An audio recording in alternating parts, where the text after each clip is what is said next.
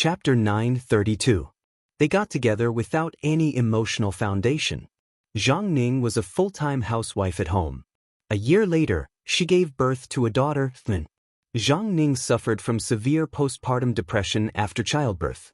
In addition, she gave birth to a daughter, which made her mother-in-law unhappy, and the family ignored the child. Zhang Ning, a new mother, was under great psychological pressure to take care of her child. She was physically tired and emotionally volatile. Sometimes she was hysterical for no reason, and sometimes she cried silently. And Jin Wei was very impatient. "I've raised you. What else do you want? Do you know how hard I work?" Zhang Ning knew that she was ill, but her mother-in-law said that she was really precious. Which daughter-in-law was like her? She gave her good food and clothes, but she still had depression. It was strange. Her mother-in-law loved to gossip. Her father-in-law never took care of things. Her husband was indifferent. The whole family was full of desperate cold violence. She was mentally abused and tortured. When Nan was half a year old, Zhang Ning could not escape the mental cancer of depression in such an environment. She was in pain and despair. Holding her infant daughter, she climbed to the top floor of the community. Zhang Ning wanted to leave the world with her child. Her child would also experience what she had experienced. Postpartum depression brought her serious sleep disorders. She could not sleep all night. She never had a good sleep. Zhang Ning was tired and anxious. She could no longer bear it. Nothing could support her to live. Her spirit had been completely destroyed. Standing on the edge of the balcony, Zhang Ning saw the family scolding her as if she had done something heinous. Her husband's face was cold and gloomy. Zhang Ning jumped down resolutely with the child in her arms. Ning Shu received the plot. He opened his mouth but could not say a word.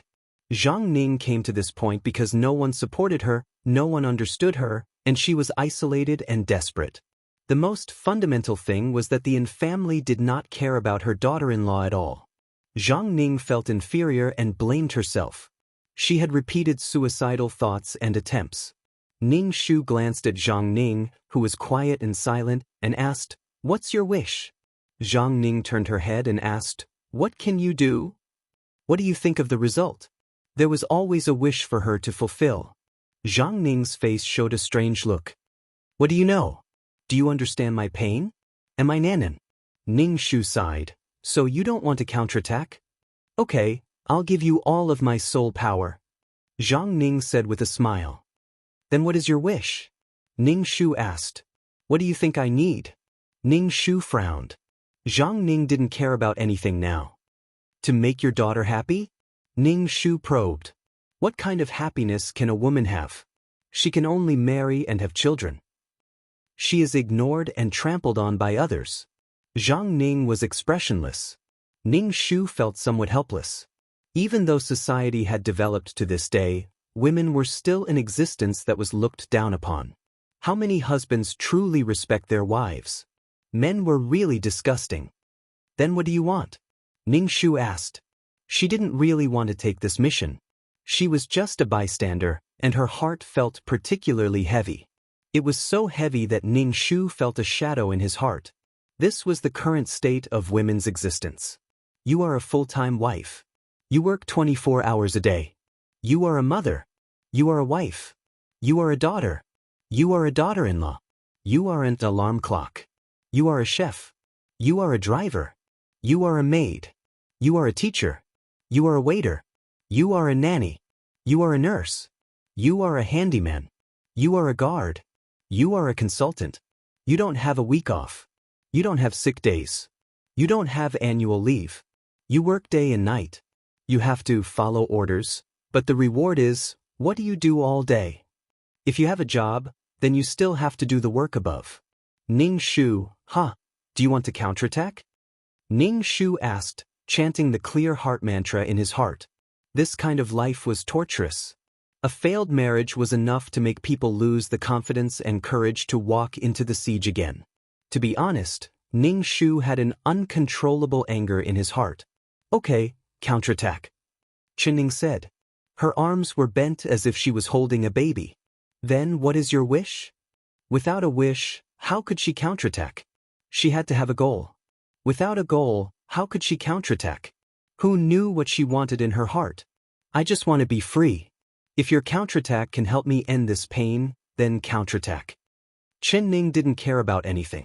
She just wanted to be free from her current soul state.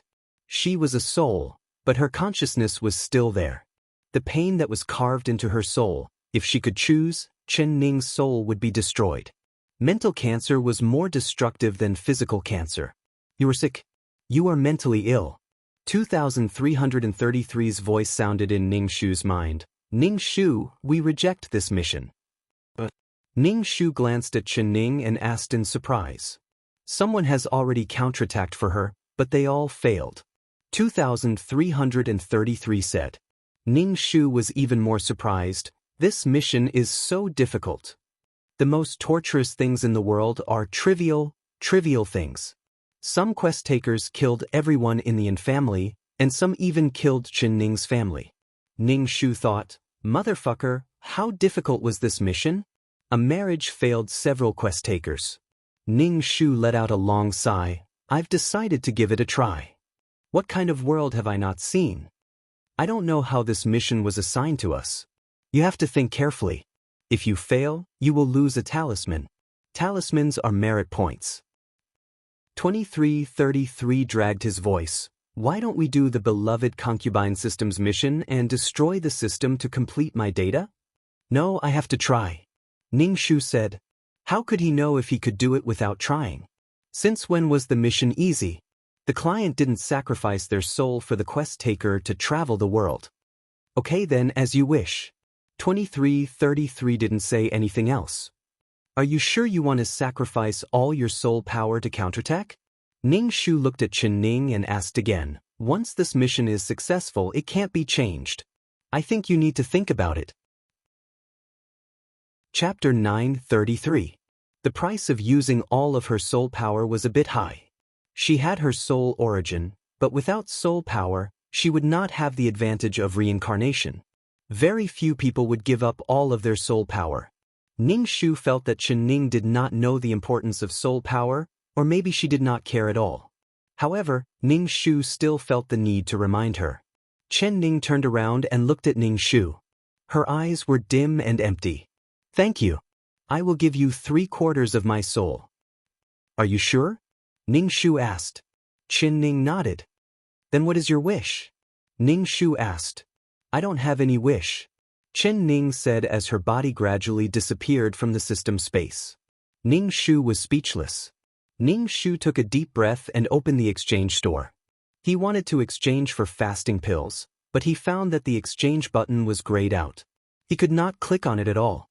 Ning Shu asked, why can't I exchange for these ordinary things? 2333 said, this is an extremely peaceful world. There is no shortage of food, clothing, or medicine. The AI system is locked. You cannot exchange for these things. Ning Shu was speechless. It was a peaceful world, but Ning Shu had a bad feeling in his heart. Ning Shu closed the exchange store and calmed himself down. He said to 2333, enter the system space. Okay. 2333 replied. Ning Shu felt dizzy for a moment. She felt as if she had squeezed into a body. When she had completely merged with the body, she heard the cries of a child rising and falling. He also smelled the smell of disinfectant.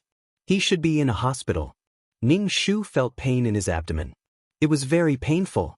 When he moved, there was a rush of heat. His whole body was covered in sticky sweat. Ning Shu opened his eyes and saw a child in the crib next to the bed. The child's face was red. This should be the original owner's child who only lived for half a year.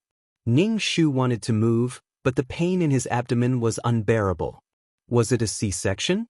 Ning Shu was speechless. So this was when the original owner gave birth? My dear mother, I still have to go through confinement? Ning Shu felt extremely uncomfortable and weak. You're awake. Grandma Chen Ning came back with water.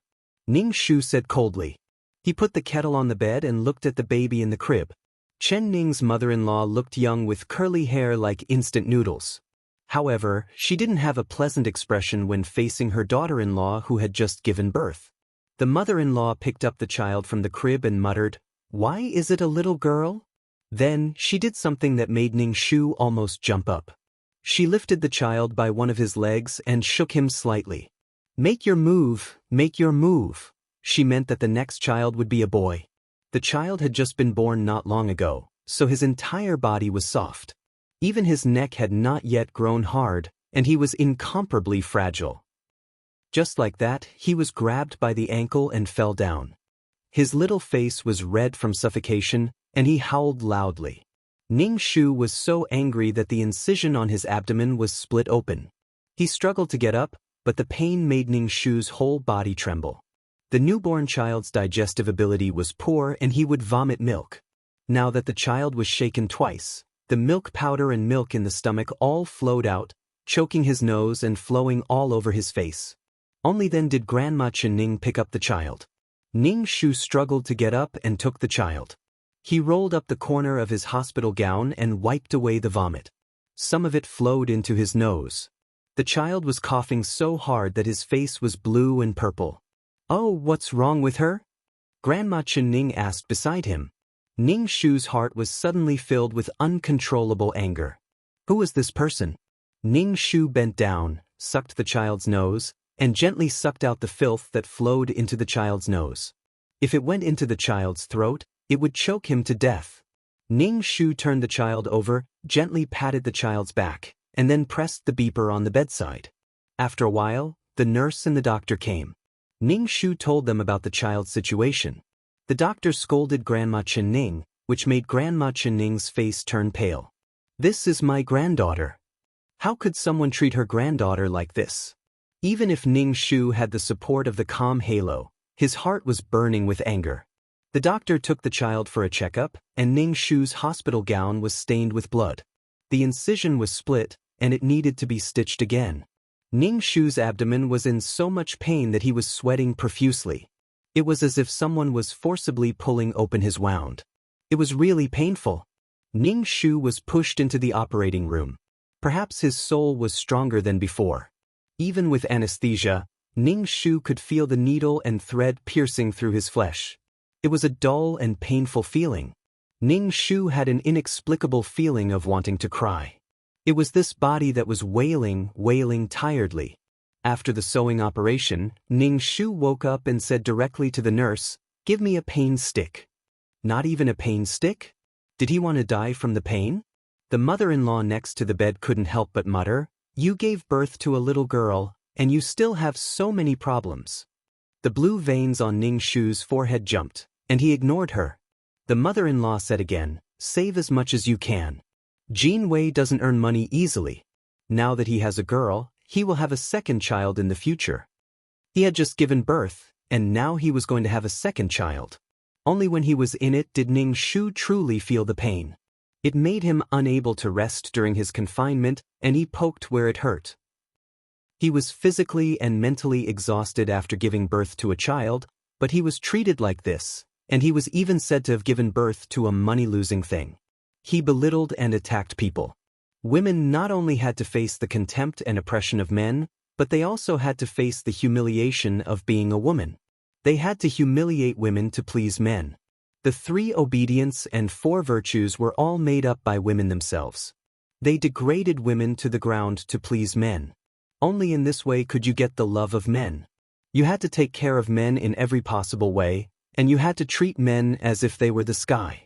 Fighting with the same sex, fighting to the death, and being incomparably tolerant of men. Ning Shu took a deep breath. "Give me a pain stick." The mother-in-law's expression was very bad, and she kept muttering. Ning Shu fell asleep tiredly. This body was really too tired. It was normal to suffer from postpartum depression. Depression, emotional violence, and mental dismemberment. Because of pregnancy and childbirth, the body's hormones changed, and endocrine disorders caused emotional changes. They lost interest in everything, cried bitterly, had low self-esteem, and were so tired that even the brain's reaction was slow, and it was difficult to think. That was why there was the saying that pregnancy made one stupid for 3 years. At noon, Jin Wei came to the hospital to see Ning Shu after work. Jin Wei was wearing glasses, thin and tall, but there was no expression on his face. and Jinwei was not very handsome. At most, he was just average, and he did not look like a burly man. When he walked over and sat on the edge of the bed, Ning Shu felt a chill run down her spine. This was a selfish person. Marrying Chen Ning was just a casual feeling of marrying someone, and it didn't matter who he married. Chapter 934. This man didn't care about Chen Ning at all. His wife had given birth, but he was still working. If she questioned him now, she was afraid that this man would say, "How can I support you if I don't work?" Anyway, he acted as if having a job was so great and looked down on her. If you can't support your family, why did you marry a wife and have children? The Yin family just needed a daughter-in-law to carry on the family line. They didn't treat Chen Ning as an equal, especially since Chen Ning didn't do anything at home and relied on Jinwei to support her. And Jinwei saw that Ning Shu was staring at him, and his eyes were a little sharp. He asked uncomfortably, "Does it still hurt?" "What's the pain?" "There's a pain stick." And Jinwei's mother immediately said, "You don't know how to be thrifty at home." And Jinwei pursed his lips and didn't say anything. He looked at the baby in the crib and touched the baby's face with his fingers. There was a little joy on his face. And Jinwei stayed in the ward for a while. He raised his wrist to look at his watch and said that he was going to work. He also told Ning Shu to have a good rest. Cold man and cold in-laws. This family was indifferent and selfish. No, this indifference was only directed at Chen Ning, the daughter-in-law. Chen Ning's existence was to give birth, raise, and take care of the baby. She also had to solve Jinwei's physical needs. Other than that, she didn't have her own life and didn't need any independent life. In this marriage that outsiders thought was suitable, only Chen Ning could understand the pain in it. Ning Shu silently chanted the mind-clearing mantra in his heart. He calmed down a little and then began to cultivate the ultimate martial arts. However, the spirit energy in modern times was scarce, and in a hospital where patients gathered, the spirit energy was even less. Ning Shu cultivated for a whole night and only managed to cultivate a little bit of Qi Jin. This was with the help of the martial arts value and the ultimate martial arts. There was so little spirit energy. Ning Shu used all his Qi Jin to repair the wound in his abdomen. It was really painful. To go to the toilet, he had to get up slowly. He didn't dare to use his abdomen at all. Ning Shu didn't expect that he would be so weak one day. This body had suffered from postpartum depression, tinnitus, loss of appetite, and little milk, but Jinwei's mother still insisted that Ning Shu breastfeed her. She said that the milk powder was a few hundred yuan a can and that the milk was not enough for the children to eat, so she refused to feed them milk powder. Ning Shu just wanted to curse, but he didn't have any money in his hands. She had never received Jinwei's salary. Even when she wanted to buy groceries, she had to ask his mother for it. The economic foundation determined the superstructure. If one's economy could not be independent, how could one be independent with dignity? Ning Shu tried his best to eat more every day. Moreover, the food was bought from a small restaurant outside the hospital. It was uncertain if the hygiene could be guaranteed, but it was not nutritious and the soup was very bland. How could there be enough milk in this way? To think that a virgin like her would suddenly have to relieve herself to breastfeed the child, this was so shameful that Ning Shu really wanted to cover his face and run away. Now, she really regretted accepting this mission. Ning Shu suddenly understood the pain and torment involved. Some mission enforcers had directly killed this family. After the child was born, Jinwei's father came to the hospital to take a look. Then, he went back to play chess and cards with the old man in the neighborhood. Jinwei's mother was not too willing to take care of the little girl, so Ning Shu hugged the child and slept with her. Last time, Ning Shu really saw the indifference and cruelty in this woman's bones. She actually treated her own granddaughter like this. She was also a woman. After staying in the hospital for 3 days, Jinwei's mother, her mother-in-law, wanted to let her leave the hospital. After 3 days, the stitches could not be removed. Jinwei's mother rushed to bring Ning Shu home to do her confinement. Staying in the hospital was a waste of money. Ning Shu lay on the bed and ignored her. The doctor said that she could only leave the hospital after the stitches were removed. Only then did she give up on the idea of leaving the hospital. However, her mouth kept muttering about how much it would cost. She didn't know if it was because Jinwei's mother's actions last time scared the child, but Nanan kept crying and crying all night long. This made the people next to her have opinions. And Jinwei's mother was even more impatient and directly scolded the child for being a troublemaker.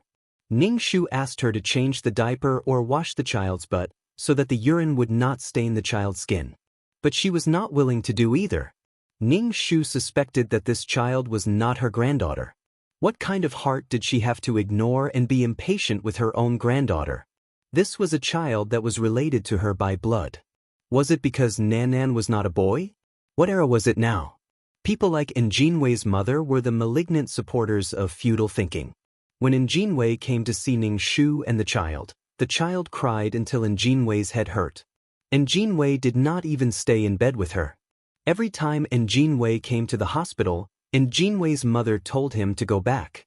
She said that he had to go to work the next day and could not be too tired. So, Jinwei's daily routine was like completing a mission. He just came to the hospital to take a look. Ningshu took a deep breath. Her head was dizzy as she lay on her side to coax the child. She silently chanted the clear heart mantra, hoping to calm the child's frightened heart. Ningshu's tears fell as she chanted. She did not want to cry, but the tears fell. Her sad and depressed mood was like a dark cloud that could not see the light of day, shrouding her heart and unable to be dispelled. Ningshu curled the corner of her mouth and tried to smile. Even if she wanted to cry with a smile. The exhaustion of her body had already infected her mind and soul. Despair was like a virus, invading her body and soul. Ningshu chanted the clear heart mantra and gently patted the child with one hand. The child sobbed, but at least she fell asleep. After the child fell asleep, Ningshu closed her eyes and began to cultivate. No matter what, the most important thing was her own body. Without a healthy body, everything was useless. Her body was drenched in sweat. Especially now that it was summer, she had not taken a shower since the C-section, so her body was full of the smell of sweat. Jinwei's mother was not willing to wipe the child's butt. How could she wipe the sweat on her body for her? How could a mother-in-law serve her daughter-in-law? It was a beautiful dream. On the 6th day after delivery, Ningshu removed the stitches and could be discharged from the hospital. Jinwei came to the hospital to pick up Ningshu and her mother. Ningshu wore 2 more clothes, a coat, and a hat to cover herself. She was the one who suffered from the disease of confinement. Others didn't care at all. Back home, Ningshu made water to wipe the sweat on her body. Then she began to do the confinement. She planned the future while she was doing the confinement. At home, Ningshu once again saw the neglect of the Yin family. A pregnant woman like her should eat some soft, easy to digest, and nutritious food. But what the Yin family ate, they gave her a bowl of rice and vegetables. Ningshu sneered, picked up the bowl and chewed carefully. She could not wrong herself. Chapter 935. On the 2nd day of discharge, Chen Ning's mother's family came over to deliver some gifts, such as eggs and pork legs. Chen Ning's mother sat by the bed and looked at the baby in the crib. She said to Ningshu, "It's okay. Take care of your body and give birth to a second child." Ningshu was speechless. Giving birth was so tiring.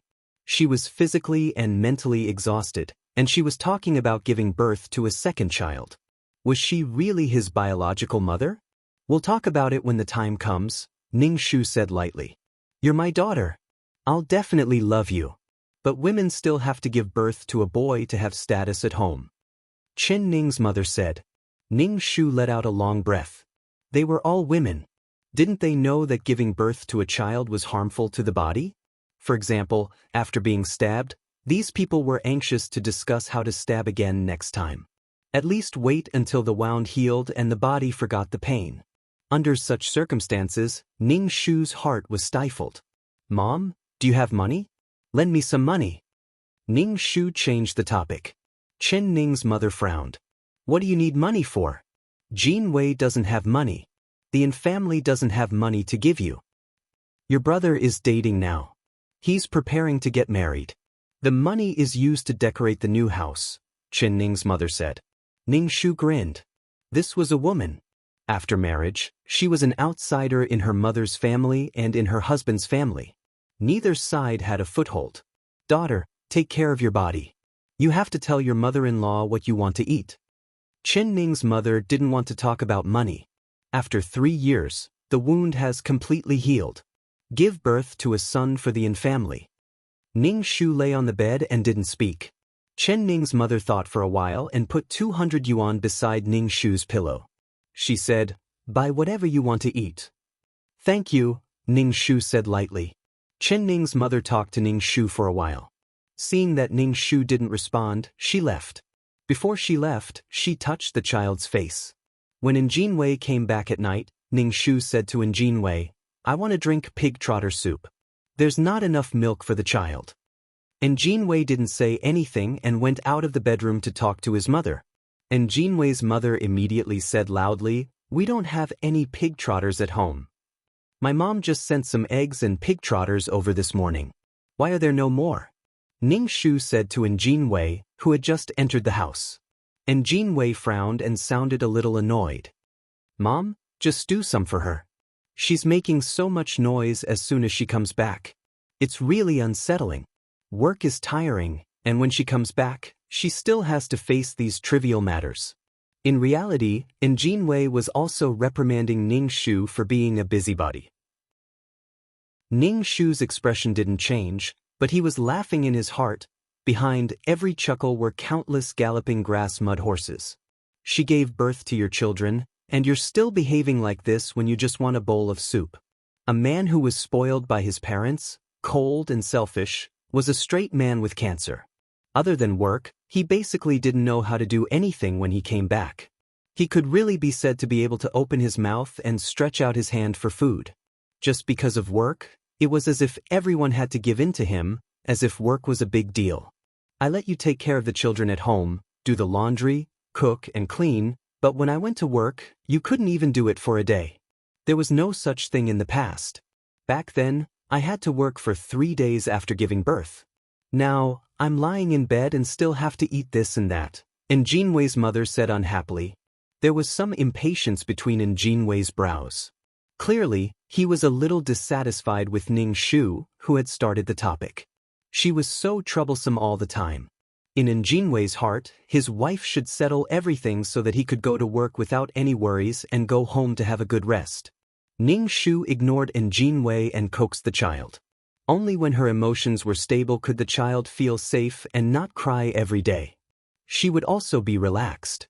There was a bowl of pig trotter soup for dinner, but there wasn't much meat, just a little fatty skin. There was no lean meat. Ning Shu smiled and took the bowl out of the room. When he reached the dining table, he saw a pot of pig trotters and hind legs in the middle of the table. Ning Shu poured a bowl of soup into the pot and scooped up a bowl of meat. At the dining table, the family stared at Ning Shu in a daze. Ning Shu picked up a piece of meat with his fingers and stuffed it into his mouth. Njin Wei frowned. "What are you doing?" "Eating. It doesn't make sense for you to eat meat while I drink soup. Otherwise, everyone should stop playing." Ning Shu licked the oil on his fingers. "You're really—" Njin Wei looked at Ning Shu, whose face was covered in oil, with disdain. He was very dissatisfied with Ning Shu, who was causing trouble. "Chen Ning, the elders are still at the table. How can you do this?" Njin Wei's mother looked dissatisfied. "If there were guests and you were like this, the family's face would be lost by you. Even if you don't have face, the family still has face." Ning Shu didn't use chopsticks. He picked up the meat with his hands and ate. Hearing his mother-in-law's words, he said, "Believe me, when I see you eating fish and meat, I can only drink soup. I really want to flip the table. Maybe I will flip the table next time." "Zhang Ning, are you crazy? How dare you talk like that?" Njin Wei's mother was so angry that her whole body was trembling. She felt that her dignity was being challenged. "Actually, do you know that I'm sick?" Ning Shu had a strange look on his face. "I have severe postpartum depression. Maybe I will do something uncontrollable. Actually, flipping the table is a small matter. I'm just afraid that I will do something harmful."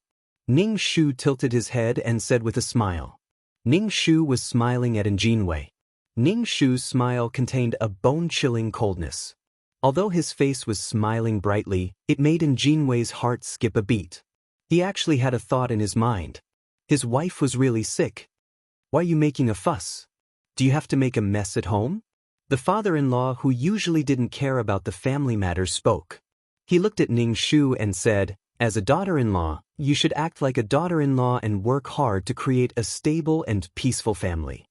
Ning Shu cracked his mouth and smiled silently. This kind of stability and peace was maintained by making others suffer grievances and sacrifice. Once there was a demand, it would be a murderer who destroyed the harmony of the family. The father and son were the same. They both expected others to handle things well. If there was any grievance, they would endure it. They were the emperor. This kind of peace was maintained by sacrificing some people, and Chen Ning was the one who was sacrificed in this family. Dedication and sacrifice were not respected. They thought that this was what they should do. What were they protecting? Ning Shu covered his heart. "I'm so sad and angry. I want to flip the table." As Ning Shu spoke, he lifted the table with his hand. When he lifted it, the bowls and chopsticks on the table slid to the side. And Jinwei's parents' faces turned green. And Jinwei reached out to pull Ning Shu away. Ning Shu let go of his hand and the table shook. The soup on the table splashed, making the dishes on the table a mess. And Jinwei's mother was closer to the soup bowl. When Ning Shu lifted the table and put it on the table, the soup in the bowl splashed on her.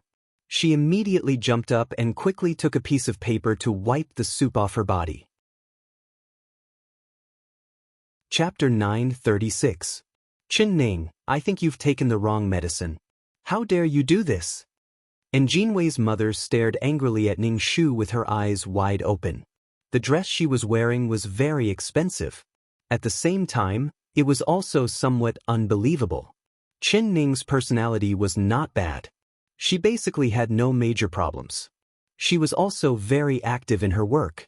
Even when she was pregnant, she would do some light work. But now, it was really unbearable. At the same time, she was very angry. When was it her turn to make a scene in this family? Chen Ning, what's wrong with you? What's the point of making a scene like this? And Jinwei frowned tightly and felt very embarrassed. What are you thinking? I really regret marrying you. Ning Shu said, I also regret marrying you. You eat meat, I drink soup, and I have to feed the baby. I'm so angry. I'm so miserable. Ning Shu took the bowl on the table with both hands and smashed it on the ground.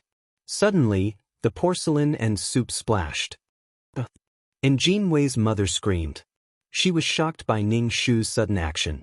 And Jinwei dodged the shards and looked at Ning Shu impatiently. When are you going to stop being unreasonable? Wah wah wah. In the bedroom, Nan Nan also burst into tears. Why don't you go and see the baby? And Jinwei said to Ning Shu, the baby was woken up by you. Ning Shu picked up the plate on the table and smashed it on the ground. It was you who woke her up, but you insist that I woke her up. Ning Shu took his bowl and scooped up the last bit of meat in the bowl. He took the bowl back to the bedroom and closed the bedroom door, leaving the few people in the living room with ugly expressions. Ning Shu put the bowl on the bed and slowly coaxed the baby. The baby gradually calmed down, probably because he smelled his mother's scent. In addition, Ning Shu was in a very good mood now. The baby seemed to be aware of Ning Shu's happy mood. He rubbed against Ning Shu's arms and stopped crying. Ning Shu coaxed the child while eating meat. When Jinwei came in, he saw Ning Shu with his mouth full of meat. His appearance was extremely ugly. Ning Shu glanced at him, completely ignoring Jinwei's disdainful expression. She had not been able to exchange for a fasting pill for this mission. Cultivating a peerless martial art required energy. If she did not eat her fill, how would she have the energy to cultivate? What's more, Ning Shu had to heal the wounds on his body with the little bit of qi gene he cultivated. He also had to send some of it to the child's body to strengthen the child's body. If the child was healthy, he would not fall sick easily. Chen Ning, you shouldn't have done that. And Jinwei walked to Ning Shu's bedside and said, You are my wife. You have to consider my reputation in everything you do. Your behavior just now made me very embarrassed. They are my parents. You should respect them. Ning Shu swallowed the meat in his mouth. They're not my parents. I didn't grow up eating your rice. How can you talk like that? Since you married into the Yin family, my parents are your parents. And Jinwei looked dissatisfied. You didn't grow up eating the Yin family's food. But since you married into the Yin family, you're eating the Yin family's food. You are now being raised by the Yin family. You can't be so willful. And Jinwei said, I hope today's incident will not happen again. Ning Shu raised his head, tilted his head and stared straight at Jinwei without saying a word. I'm talking to you. And Jinwei said. Ning Shu covered the child's ears with one hand and pressed the child into his arms. Then, slap. Ning Shu reached out his other greasy hand and slapped Jinwei. And Jinwei's face was slapped to the side, and his glasses fell to the ground. And Jinwei seemed to be stunned by the slap and did not react for a long time. Ning Shu looked at his hand in disbelief and apologized with a crying face. Honey, I'm sorry. I couldn't control myself. Does your face hurt? I'm sorry. I don't know why I did it. My mind was blank when I hit you. You must forgive me. Ning Shu squeezed out 2 drops of tears. And Jinwei turned his head, and his nostrils were trembling with anger. Ning, did you do it on purpose? No, I didn't do it on purpose. Ning Shu shook his head and blinked his eyes desperately. Tears came out of his eyes as he grabbed the corner of Jinwei's clothes. You must forgive me. I didn't do it on purpose. You have to believe me. You have to believe me. If you don't believe me, I feel so bad. Ning Shu reached out his foot and kicked Jinwei's bedside lamp to the ground. Immediately, glass and plastic shards were scattered all over the floor. When he kicked, Ning Shu tried his best to cover the child's ears. The other side was against his stomach, so he did not scare the child. And Jinwei stared at Ning Shu dumbfoundedly, then looked at the mess on the ground. You're simply a lunatic. I'm sorry, Jinwei. My heart hurts. Don't do this to me. I can't control myself. I'm so sad, so sad. Ning Shu opened his mouth and howled. And Jinwei's face trembled. The half of his face that was slapped by Ning Shu was red. And Jinwei glared at Ning Shu and slammed the door. Ning Shu wiped the tears from his face and hummed a song to the child. Bang! The bedroom door opened again. And Jinwei's mother rushed in angrily. She pointed at Ning Shu and scolded, Who do you think you are? How dare you hit your husband? Ning Shu covered the child's ears and looked wronged. Grandma, I didn't do it on purpose. Sometimes I can't control my behavior. I'm really sick. And Jinwei pointed at Ning Shu and saw the shards on the floor. Is the lamp free? How long has it been used? You're a prodigal woman. You broke the plate and the lamp. Do you want to tear down this house? Ning Shu shook his head. No, I can't move the sofa. Grandma, take me to the hospital. I think I'm very sick. Maybe I accidentally killed you. You know, I can't control myself. Ning Shu carried the child and walked 2 steps towards Jinwei's mother. And Jinwei's mother immediately retreated. Her voice trembled as she said, Don't scare people. I'm telling you, don't be a demon. Ning Shu took 2 more steps towards her. And Jinwei's mother immediately retreated 2 steps. Ning Shu felt wronged and said, Grandma, I've never lied. I feel so tired.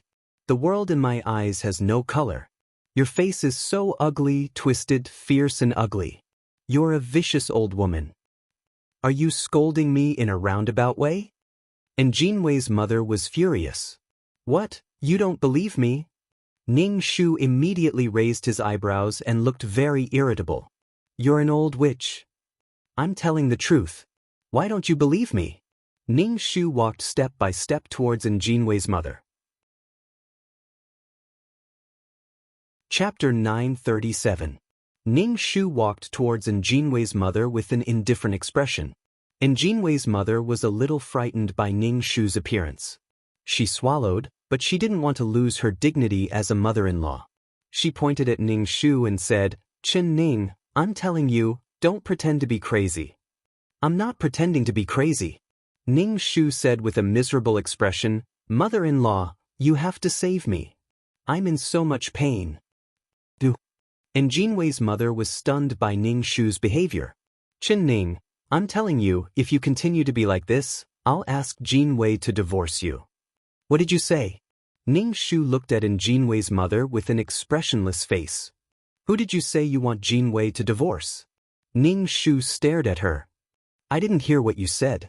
Ning Shu walked quickly to Jinwei's mother. What did you say? And Jinwei's mother turned and ran out of the bedroom. Ning Shu rolled his eyes. She bullied the weak and feared the strong. That was why kind people were often bullied. If they were fierce, they wouldn't dare to do anything to you. Ning Shu locked the bedroom door. When the door was closed, Ning Shu hissed. His wound hurt a little. Ning Shu fed the baby milk and placed him in the crib. He sat cross-legged on the bed and began to cultivate. He had to cultivate more qi gene to repair his body. He couldn't do it without martial arts.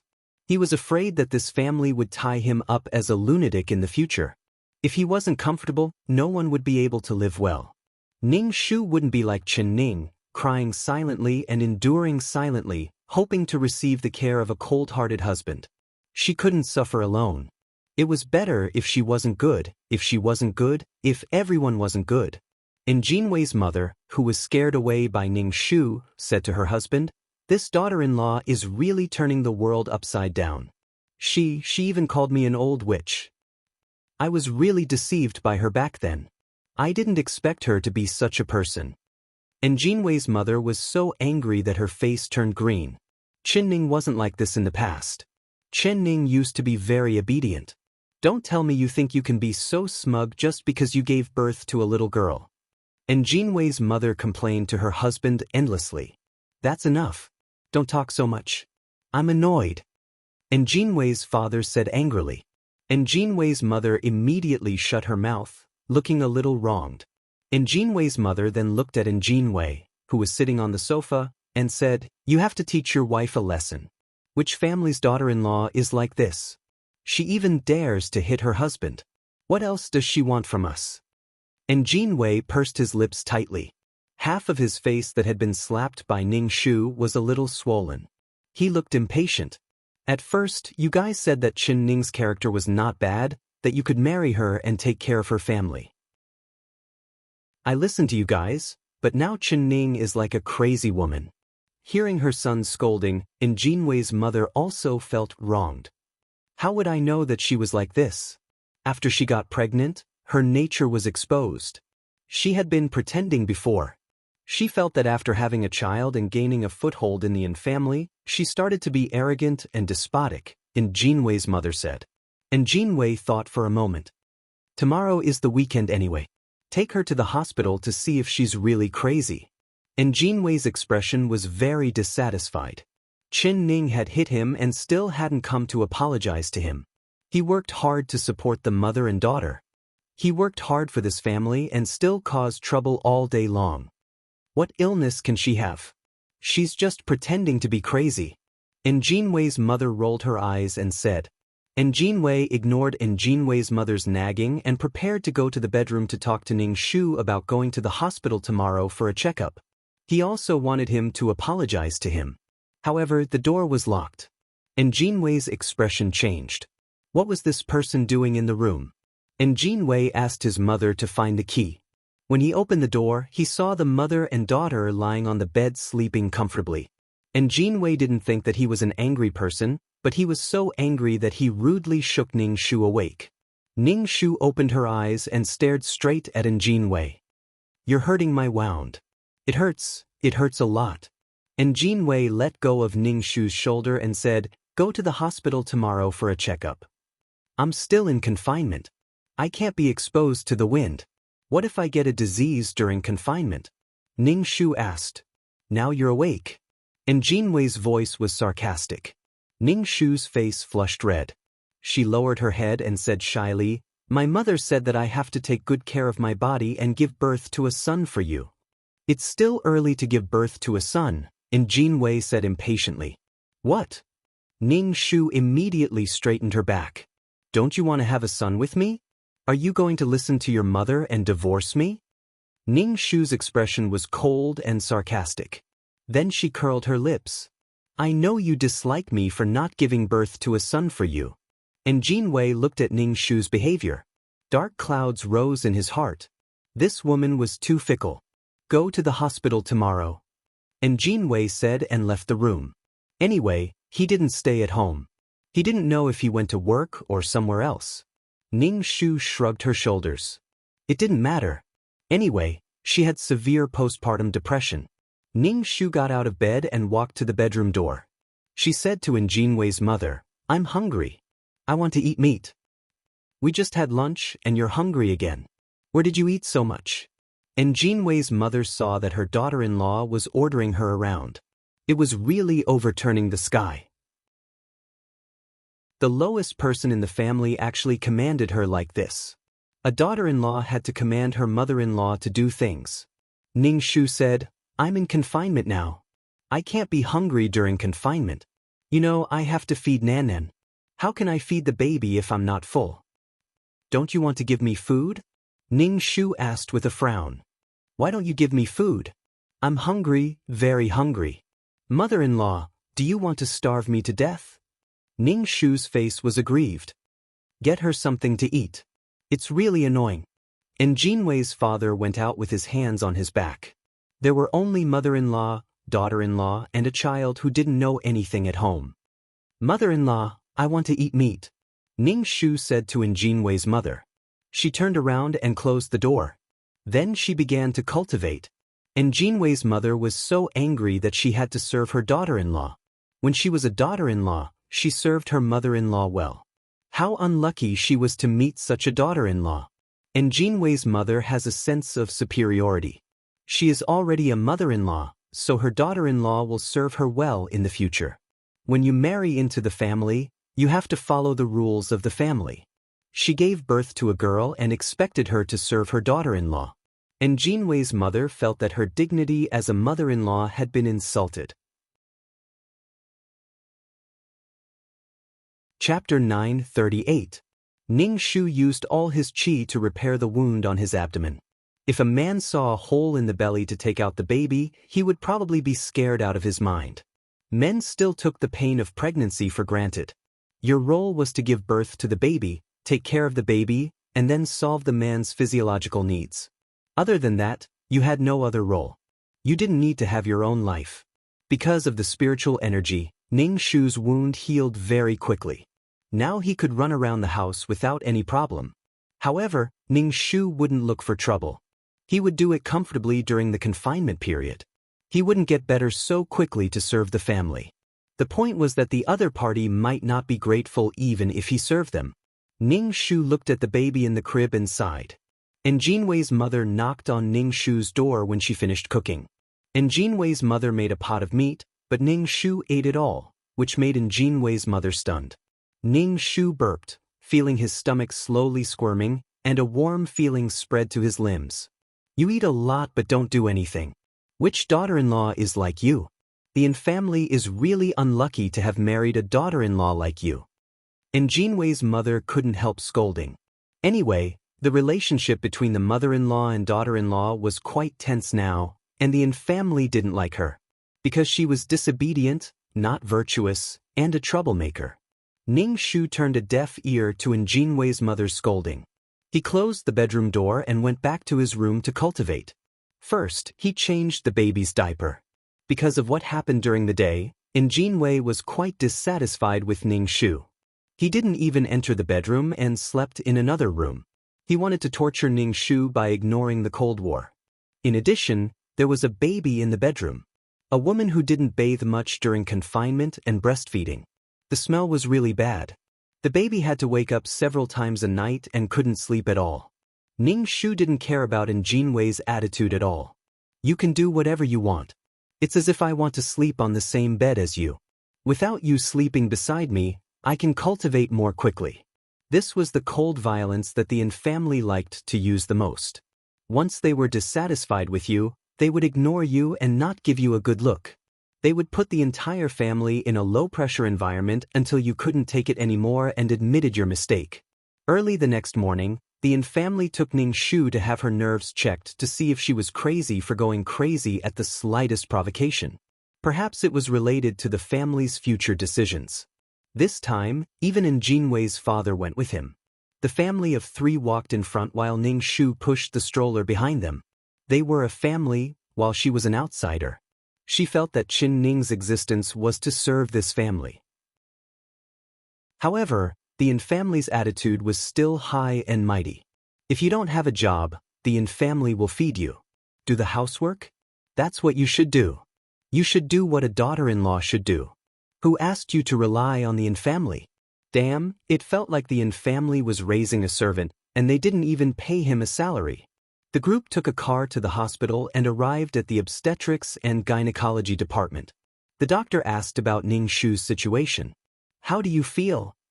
I feel very tired and I want to cry. I'm sad for no reason. I can't control my temper. I'm worried about the child's health and the child's future. I'm very irritable and I'm very depressed. I'm afraid that my husband will divorce me because I didn't give birth to a son. Hearing Ning Shu's words, the doctor couldn't help but shake his head. Is your diet normal? I eat a lot. I can't control myself, but I'm afraid of getting fat. I'm afraid that my husband will divorce me because I'm fat, Ning Shu said with a hollow gaze. And Jinwei heard that Ning Shu was afraid of divorcing him, which made him very irritated. It was as if a rock was pressing down on him, making him very unhappy. He felt like he was dragging a big burden. And Jinwei's mother looked a little proud. She was not a woman. Women were all afraid of being abandoned by men. And Jinwei's mother had a feeling in her heart that she wanted her son to abandon her. Seeing her abandoned and pitiful look, begging not to abandon her, just thinking about it made Jinwei's mother feel an inexplicable sense of pleasure in her heart. Qin Ning, who had given birth to a child, was too outrageous. She needed to be taught a good lesson. Hearing Ning Shu's words and looking at Ning Shu's absent-minded face, the doctor couldn't help but shake his head and say, the mother has severe postpartum depression. This is a kind of depression that is not neurological. And Jinwei didn't want to hear this kind of professional jargon. He only cared about whether it could be cured. Can it be cured? Generally, there's no need for drug treatment. It's just a psychological intervention for the mother to keep her in a good mood, the doctor said.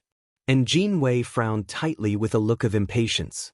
He married a woman to take care of everything at home, but now she had this kind of illness. She had some delicate postpartum depression. She didn't do anything and still wanted to keep her in a good mood. And Jinwei already felt that his wife's mood was particularly changeable. Maybe she would explode at any time. Irritated, the woman not only couldn't take care of things at home, but also had to be treated like an ancestor. What was this called? And Jinwei was dissatisfied, and so were the old couple of the Yin family. Coming out of the hospital, the family was silent. Ning Shu pushed the baby carriage and whispered to Jinwei, Jinwei, you won't divorce me, will you? And Jinwei frowned tightly and didn't say anything. You won't divorce me, will you? Ning Shu asked again, as if she had to get an answer. And Jinwei looked at the aggressive Ning Shu. She seemed to be holding back her anger, which made Jinwei very annoyed and disgusted. She interrogated him like a prisoner. Jinwei, you won't abandon us, will you? Ning Shu looked at Jinwei's constipated face, held back her laughter and asked anxiously. I won't. And Jinwei's voice almost came out from between his teeth. He was unwilling and had a perfunctory tone. Ning Shu smiled and nodded happily. I knew you wouldn't divorce me. You wouldn't abandon me and my daughter. And Jinwei felt that his whole person was not very good. In Jinwei's view, depression was mental illness. If other people and colleagues in the company knew that his wife was mentally ill, where would he put his face? How would he stand in the company and face the strange gazes of his colleagues? And Jinwei was extremely irritated. In his heart, he was abnormally annoyed and impatient with Ning Shu. He even felt disgusted with his own daughter. And Jinwei actually didn't have any deep feelings for his daughter. He didn't change the baby's diaper and put her down after holding her for a while. Because the child was surrounded by an unfamiliar smell, when he held her, the child felt very insecure and cried. After a while, Jinwei didn't hold Nanan, giving birth to a daughter with depression, and he didn't know when she would get better. If it continued like this, Not only would he be busy with work, he would also have to raise a useless burden. Chapter 939. Ever since Ning Shu was diagnosed with severe postpartum depression, the atmosphere in the Yin family had been very anxious. And Jin Wei was even more impatient with Ning Shu. When he saw Ning Shu, he frowned and didn't even say a word to Ning Shu.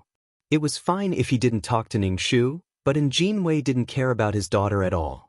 Ever since the child was born, Ning Shu had taken care of the child alone. Moreover, because of Ning Shu's Qijin, the child ate and slept well every day.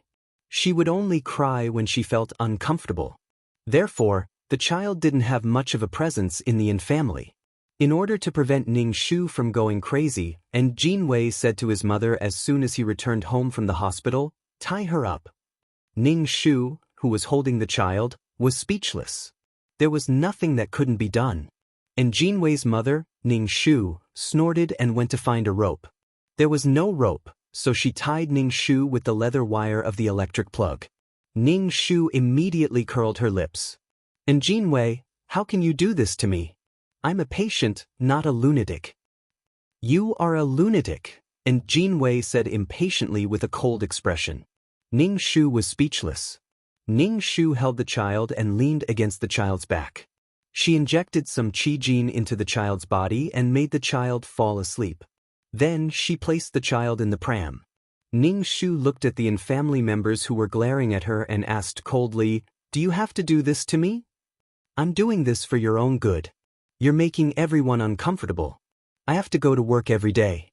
I can't let you make me so tired that I can't go to work the next day," Jin Wei said. "I'm the only one supporting the Yin family now. Not only can you not take care of the family, but you're also causing trouble." Jin Wei looked at Ning Shu. "Do you know how much pressure I'm under? I live like a dog in the company, and I have to face a mess at home. Can you think for me?" Ning Shu was speechless. If she thinks for you, she deserves it. She's such a selfish person. This kind of husband was not someone who would share trials and tribulations. This kind of postpartum depression depended on the mother's mediation. He just needed to show some concern and help coax the child when it cried. It was such a simple matter. Once something happened, Jin Wei would first consider his own gains and losses, his reputation, and his career.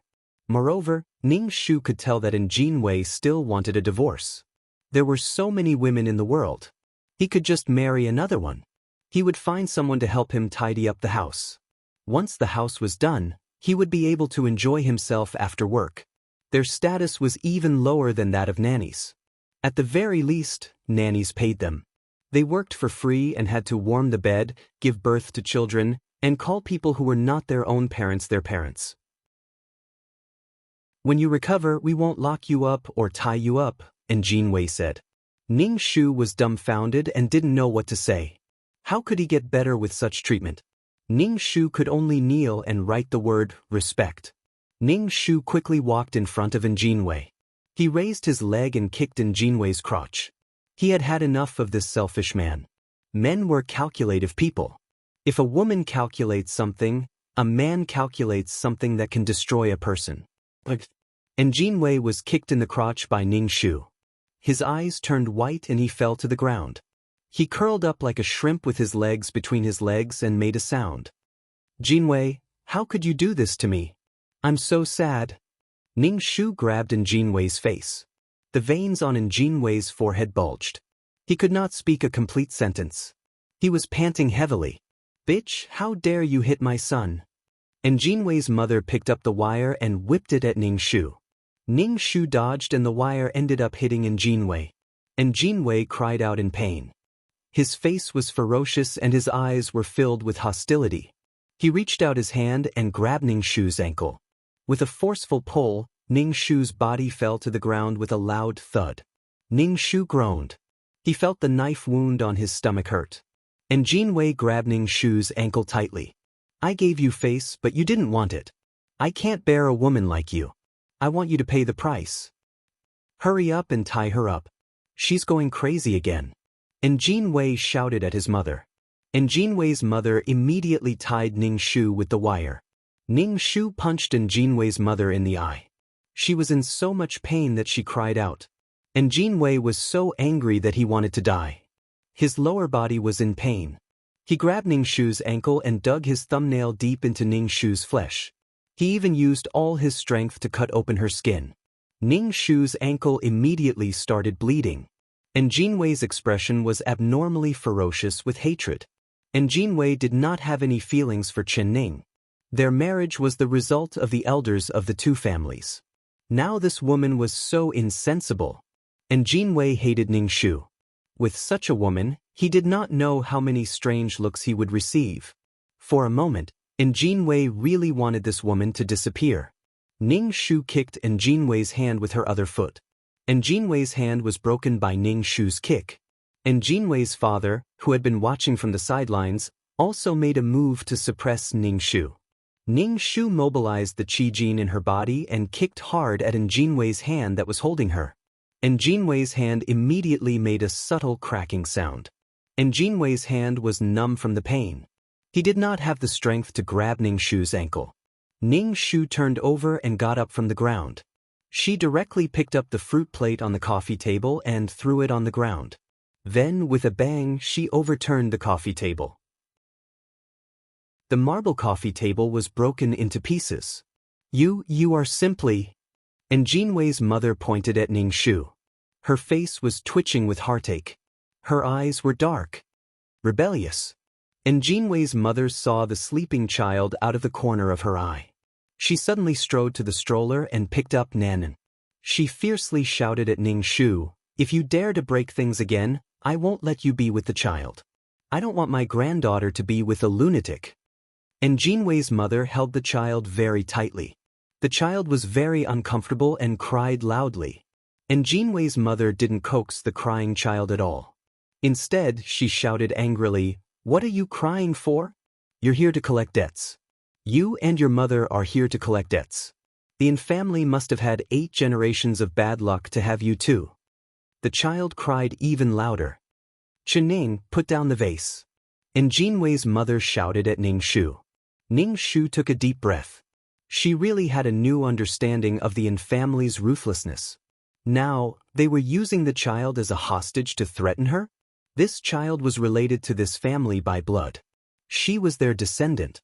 Just because she was a girl, they treated her with contempt and disregard. Chapter 940. If it was a boy, would he be willing to let her cry like this? He didn't even coax her. If the child cried too hard, she would get a hernia. Ningxu had an unprecedented feeling in his heart. Humans were for reproduction and survival, but what was the use of continuing the bloodline of such a family? Cold-blooded and utilitarian. Not to mention for the entire human race, he couldn't even live a good life, let alone for the entire human race. Oh, everyone had been like this, so everyone had to live like this. Endure, endure, endure, and in the end, their lives were over. They would die with a grand funeral and be satisfied with their lives. Ningxu held the vase and confronted the Yin family, using his own bloodline to threaten her, an outsider. Using a mother's love for her child. Ningxu's bottom line was refreshed again. He looked around at the 3 Yin family members, put the vase and said, "Give the child to me first. She's crying so hard." The child's face was flushed red from holding it in. Jinwei stood up from the ground with the help of the wall. His glasses were cracked, and his face was covered with Ningxu's fingernail marks. He looked very embarrassed. "Don't move. I'll tie you up first. Otherwise, you'll go crazy and hurt the child." Jinwei arched his hips, and his movements were a little strange. "Postpartum depression will hurt the child. I'm worried about you if you go crazy like this," Jinwei said. The negotiation scene was both funny and sad. "Let me coax the child first," Ningxu said calmly. "I'm very calm now, very calm." Ningxu felt his ankle hurt. He looked down and saw that the place where Jinwei had pinched was bleeding and flowing down his ankle into his shoes. His shoes were moist and warm. "Why should I believe you? Who knows if you'll suddenly go crazy again?" Jinwei said coldly. At the same time, he stood in front of his mother, blocking his mother and child to prevent Ningxu from snatching the child. Ning Shu couldn't see the child. He could only hear the child crying hoarsely. Qin Ning, since you're awake now, let's talk about the divorce, and Jin Wei said. You're not suitable for me. Ning Shu was expressionless. His legs hurt from standing, so he sat on the sofa. Ning Shu's body moved, and the family members could not help but take a step back. It seemed that they were still afraid that Ning Shu would go crazy. Divorce? Why do you want a divorce? Ning Shu brushed his hair and looked innocent. You can get a divorce just because you say so.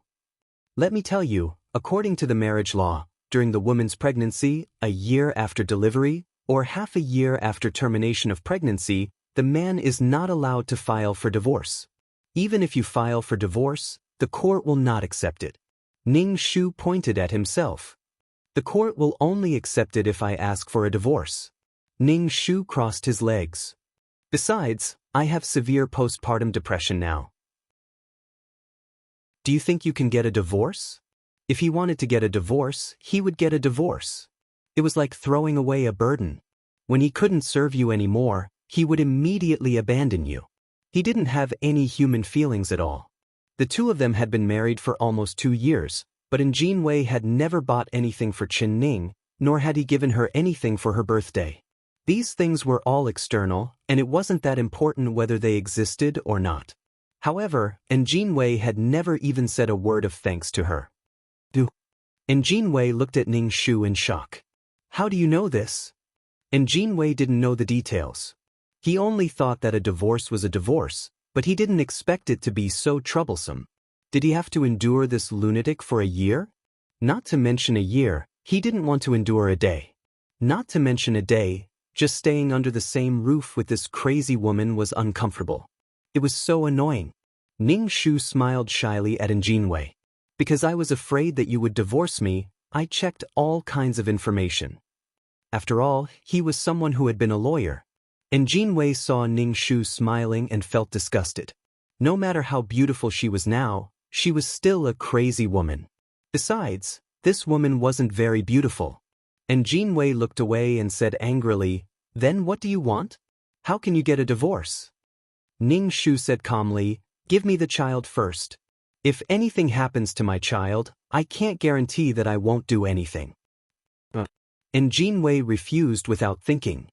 If you agree to the divorce, I'll give you the child. Ning Shu was speechless. Jin Wei, I won't divorce you even if I die. Ning Shu didn't ask for the child anymore. Jin Wei was so angry at Ning Shu's rogue attitude that the veins on his forehead throbbed. But I hate you. I don't want to live with you anymore. Ning Shu waved her hand and said earnestly, Don't be so willful. Marriage isn't a game. Give me the child and we'll talk. Jin Wei was speechless. Crazy woman. She was different.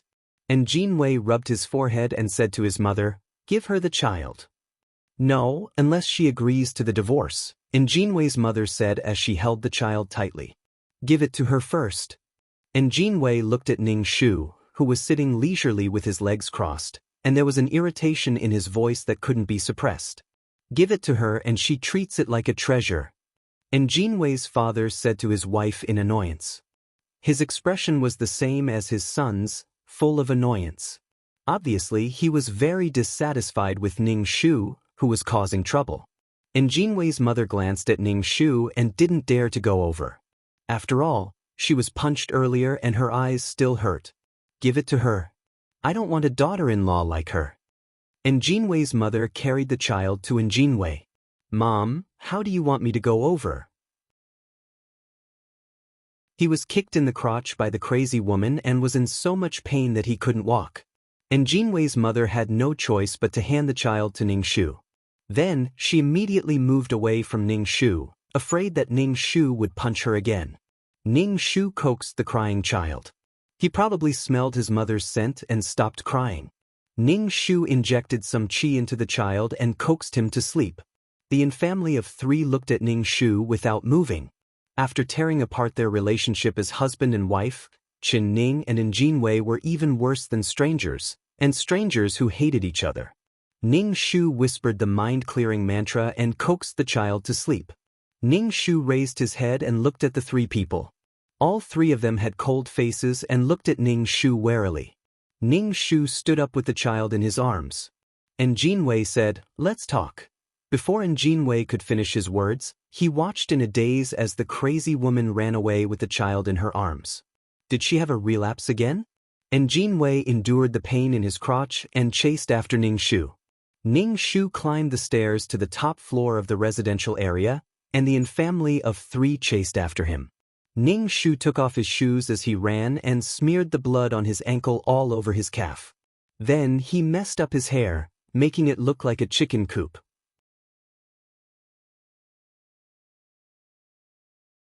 Chapter 941. Ning Shu ran to the top floor with the child in her arms. She stood on the edge of the balcony and looked down. Damn, it's so high. How did Chen Ning have the courage to jump down? And Jinwei caught up, panting and pale. Then the old couple also caught up. And Jinwei's father's face was livid. "Do you want everyone to know?" And Jinwei and Ning Shu walked over and said in a low voice, "Stop it." Ning Shu covered the child's ears and shouted sharply, "Don't come over. If you come any closer, I'll jump down." Ning Shu moved a little to the side. And Jinwei stopped and scolded, "Chen Ning, come here. Don't make a fool of yourself. We'll talk when we get back. You're not allowed to come over. Don't come over." Ning Shu shouted sharply.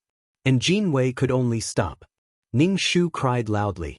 The whole community was attracted by the situation on the top floor. It was in their nature to watch a show, especially a show like this.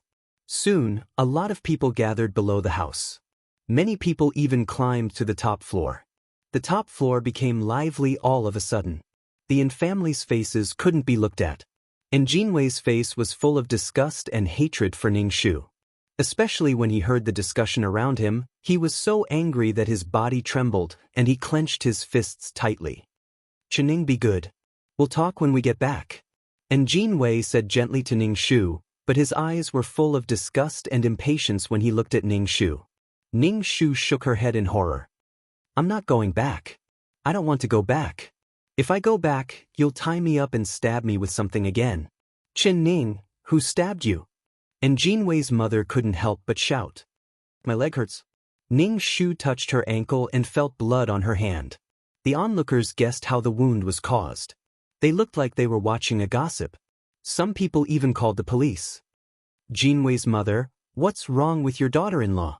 Some women asked Jinwei's mother. And Jinwei's mother's face darkened. "Who knows? She's crazy." "I'm not crazy. The doctor just said that I have postpartum depression. I don't need to take medicine. It won't cost a lot of money. Don't tie me up. Don't divorce me," Ning Shu said while wiping his tears. His hands were stained with blood, and he wiped the blood on his face. The surrounding people looked at the family with strange eyes. What did this family do to force their daughter-in-law to death? Using death to prove one's sincerity. Moreover, people sympathize with the weak. Ning Shu knelt on the ground with a thud. His face twitched. "It really hurts. Jinwei, hubby, don't divorce me. Next time, I'll definitely give birth to a boy. I'll definitely give birth to a boy for the family." Ning Shu cried out miserably, "I can take care of Nan and myself, don't divorce me, ah." When the surrounding people saw how well she sang, they couldn't help but ask Jinwei's mother, "Your daughter-in-law hasn't finished her confinement yet, right? How did she end up like this?" "It's not my mother-in-law's fault. The doctor said that I have postpartum depression and sometimes my temper is a little irritable." Ning Shu wiped his tears. "As long as Jinwei doesn't divorce me, I can take care of myself and the child. When the incision is healed, I'll give birth to a boy for the family. I'll definitely give birth to a boy." Ning Shu's attitude was so humble and pitiful that it made the family extremely angry. "That's enough, Chen Ning. I didn't know you had such ability. Who are you trying to threaten by doing this?" And Jinwei couldn't stand the gazes of the surrounding people. This crazy woman. If this matter were to spread to the company, how would he behave? Ning Shu quickly stood up and moved a little to the side with the child in her arms. He said miserably, "You still want to divorce me, right? I'm really not crazy. I just have postpartum depression. Why are you in such a hurry to divorce me? Ning Shu OS. Damn, I can't move anymore. If I move anymore, I'll fall. The siren of the police car approached from afar. Soon, a policeman came up. Ning Shu advised, don't kill yourself so easily. You still have a child in your arms. So what if it's a child? My in-laws don't like girls at all. They never cared for the child. They didn't change the child's diapers. She's not a boy. The Yin family wants a boy. Ning Shu blabbered on and on. The people of the Yin family were like that. Ning Shu's words made the Yin family extremely angry. Ning Shu wouldn't be like Chen Ning. It was fine if he jumped down. After a long time, the Yin family would be fine. They would still live their lives. But now there was a precedent of forcing a daughter-in-law to death. Let's see which family would dare to marry their daughter easily. Even if they sold their daughter to marry him, it would definitely make the Yin family bleed. And they had to have a son. No woman could guarantee that she could have a son at once.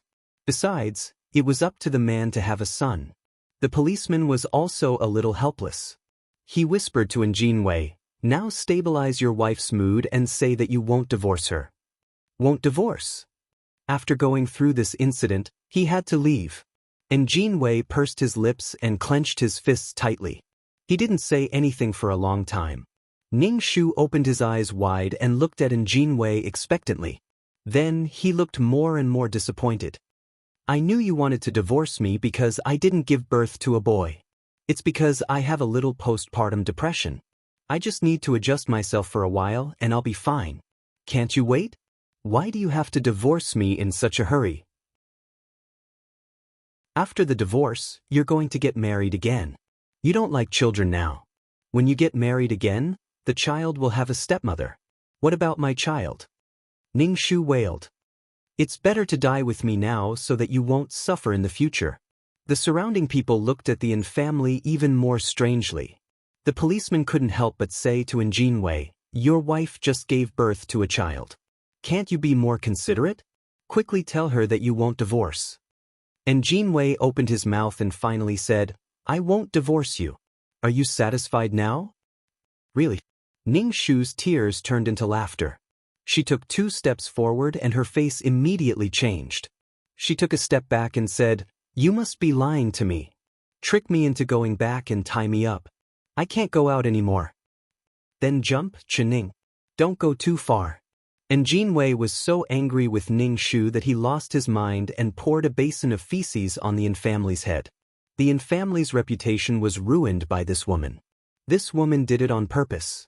Ning Shu blinked and blinked his tears. You hate me so much. If we can't divorce, you'll let me die. Fuck, the wind on the roof is so strong. It's a little cold. Quickly pull me over. The policeman had completely given up on letting Jin Wei comfort Ning Shu.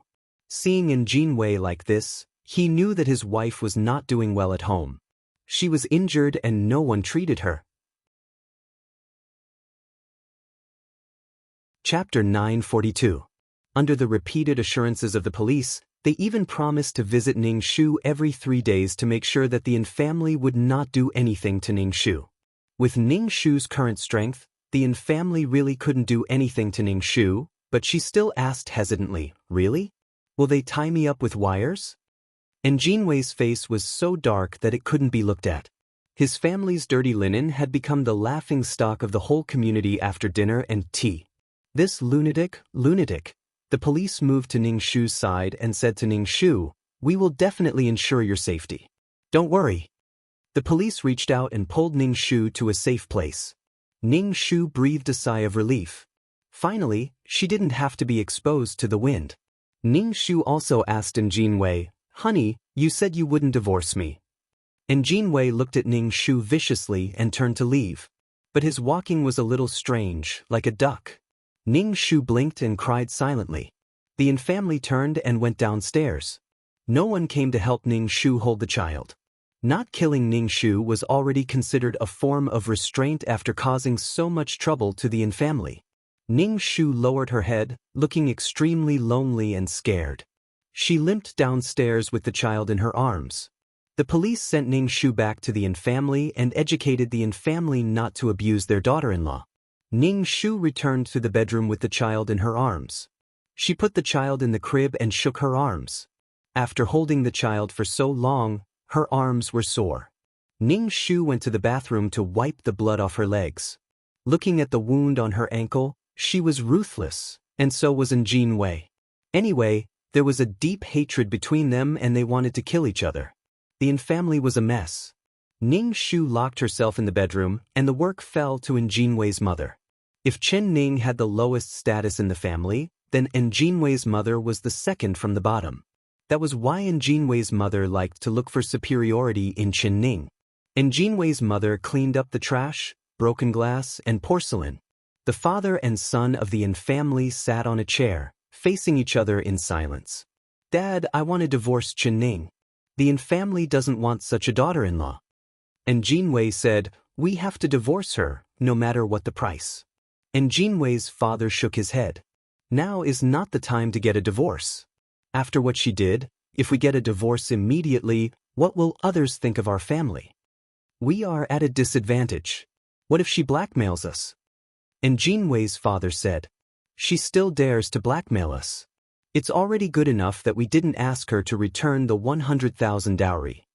Jin Wei's mother said indignantly, "What right does she have to blackmail us? You're such a lazy woman.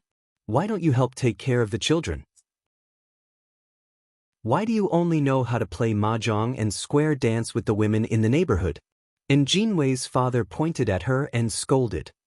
"Don't you also play cards and chess every day?" Jin Wei's mother retorted, "I have a retirement salary. Do you? These things should be done by you women. Do you want me, a father-in-law, to take care of my daughter-in-law? I can't believe you can think of something like that." Jin Wei's father pointed at her. "I just said a few words, and you're talking back." Jin Wei's mother felt very wronged. "I didn't go through the confinement period like this when I gave birth. Why is she so precious and so pretentious that she committed suicide? I think she did it on purpose. Okay, I just want to divorce her now." Jin Wei said, "I don't want to live with such a woman for a minute. Wait a little longer.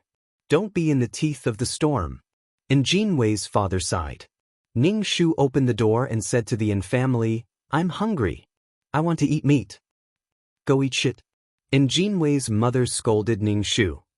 "You still have the nerve to ask for food." Ning Shu tilted his head and looked at the family expressionlessly. Jin Wei's father scolded, "Go cook. What are you waiting for?" Jin Wei's mother had not finished cleaning up the garbage in the living room, and now she was being ordered to cook. She threw the broom in her hand away angrily and went into the kitchen to cook. Ning Shu glanced at Jin Wei's phone on the table and ran over to grab it. Jin Wei immediately stood up and shouted, "Chen Ning, what's wrong with you? You want to divorce me? Do you have another woman?" Ning Shu swiped Jin Wei's phone, and the phone was snatched away by Jin Wei. "Chen Ning, I'm warning you. Don't challenge my patience." Jin Wei put the phone in his pocket. "Don't think that I won't divorce you because I'm afraid," Ning Shu said without changing his expression, "but before that, you have to endure my moodiness for a year. You see, I'm awake now, but I don't know what I'll do in the next second. I really want to die. Maybe I'll drag you down with me." Ning Shu said with a smile. "Hubby, can't we just live a good life? Was this like living a good life?" Jin Wei slammed the door and left. Ning Shu shouted at Jin Wei's back, "Hubby, today is the weekend. Where are you going?" Jin Wei didn't pay any attention to Ning Shu and left without looking back. Ning Shu shrugged and looked indifferent. He turned and saw Jin Wei's father staring at him. He asked, "Father-in-law, do you have something to say to your daughter-in-law? You don't want to commit suicide now. What's the point of acting on your own?" Jin Wei's father said, "What grievances can't you say? Why do you have to make a scene like this? Even if I say it, you won't care. You'll only blame me for making trouble." Ning Shu said, "Depression is like this. I can have thoughts of suicide at any time. Maybe I'll die with a jump, or maybe I'll suddenly get through it, and then I'll try to commit suicide again. Over and over again. Father-in-law, don't you think it's painful?" Ning Shu's tone was light, with an indescribable gloominess. It was obviously a disease, but few people cared about it. Because women were in a weak position, their families would only think that they were pretentious and meddlesome. In addition, depression was not a disease that many people took seriously. There was no justice in this family. It relied on the sacrifice of some people to maintain peace and happiness, and there was no compensation for the sacrifice. Do you really want to live with Jinwei? And Jinwei's father, Ning Shu, said. Yes, I want to live with him, but he doesn't want to live with me. Ning Shu smiled and said, it's not so easy to divorce. Ning Shu grinned and said, one night as husband and wife, 100 days of grace. Father-in-law, it's better to tear down 10 temples than to tear down a marriage. You won't let Jinwei divorce me, will you? And Jinwei's father looked at the smile on Ning Shu's face. Now he really understood why his son insisted on divorcing her. He was really crazy. She was irritable and temperamental. One moment she cried, and the next moment she was as gloomy as if she was possessed by a ghost. How tiring it was to live with such a woman. Moreover, she couldn't do anything for the family at all. It was a waste to raise her. Chapter 943. And Jinwei's father was very dissatisfied with Ning Shu's daughter-in-law. He threw the cigarette butt in his hand into the ashtray. The room was filled with thick smoke. Ning Shu turned and left. Wait a minute. And Jinwei's father called out to Ning Shu. Some things should be made clear. Logically speaking, these things should be told to you by your mother-in-law. Your mother-in-law does not do things properly. Do you know why Jinwei insisted on divorcing you? And Jinwei's father asked. Why divorce? Afraid of trouble, afraid of losing face? Because you are not a good daughter-in-law. How can there not be any bumps and bruises in life? You are making a fuss just because you are wronged. You don't care about the honor of a family, and Jinwei's father said. What good will it do you to make a fuss like this? Ning Shu only grinned. There must be some benefits for him to do so. Father-in-law, I can be a good daughter-in-law, but my in-laws are not good. I can be wronged, but now that I am at a low point in my life, you are abandoning me. Then what about the grievances I have suffered in the past? Ning Shu said lightly. When things are unfair, they cry out. Anyway, you should endure. If you are wronged, you should endure. If you want a family to accept you, why can't you be wronged a little? These grievances can make the family accept you and treat you as a member. But look at what you are doing now. And Jinwei said, whether it is on the ground, whether it is work or family, there are sacrifices to be gains. Only then can people accept you. The things you are doing make it so that we can't accept you. After getting married, you are here to contribute, to be wronged, to beg a family to accept you. Are you in a hurry? Ha! Ning Shu couldn't help but laugh. How can family compare to work? At least the grievances I suffer at work give me money to survive. But the grievances I suffer at home, I have to do endless things every day, and I have to give birth to children.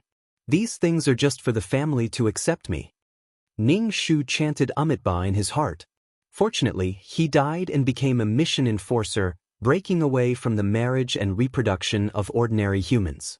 Sacrifice and dedication also depended on whether it was worth it, especially for people who were not blood-related to him. She was willing to meet a good person, but she met a cold-hearted person. Don't tell me there's nothing for you to eat at home? And Jinwei's father said with a sullen face. Ning Shu nodded. Yes, but it's like asking for food. It's like charity. I'll just find a job and earn some money to eat, drink, and poop. It's better than serving you guys at home. Ning Shu suddenly realized that he was destined to be alone for the rest of his life. Usually, a woman's success depended on how many men liked her and how many men loved her. In this way, she was a complete failure. No matter how successful a woman is, no matter how successful her career is, but no man likes her, she will be mocked by other women. Look at her, so what if she earns a lot of money? No man likes her, and she can't get married. No one wants her. Ning Shu was speechless.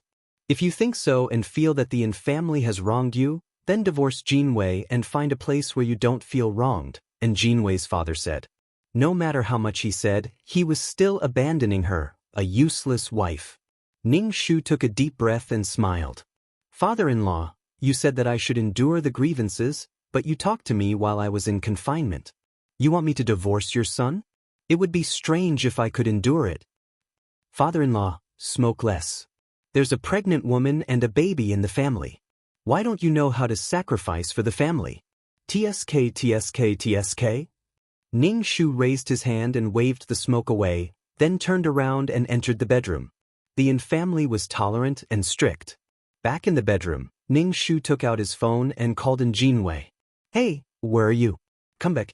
If you don't come back, I'll take the child to look for you. Chen Ning, now you even want to care about my affairs outside? And Jinwei was very angry.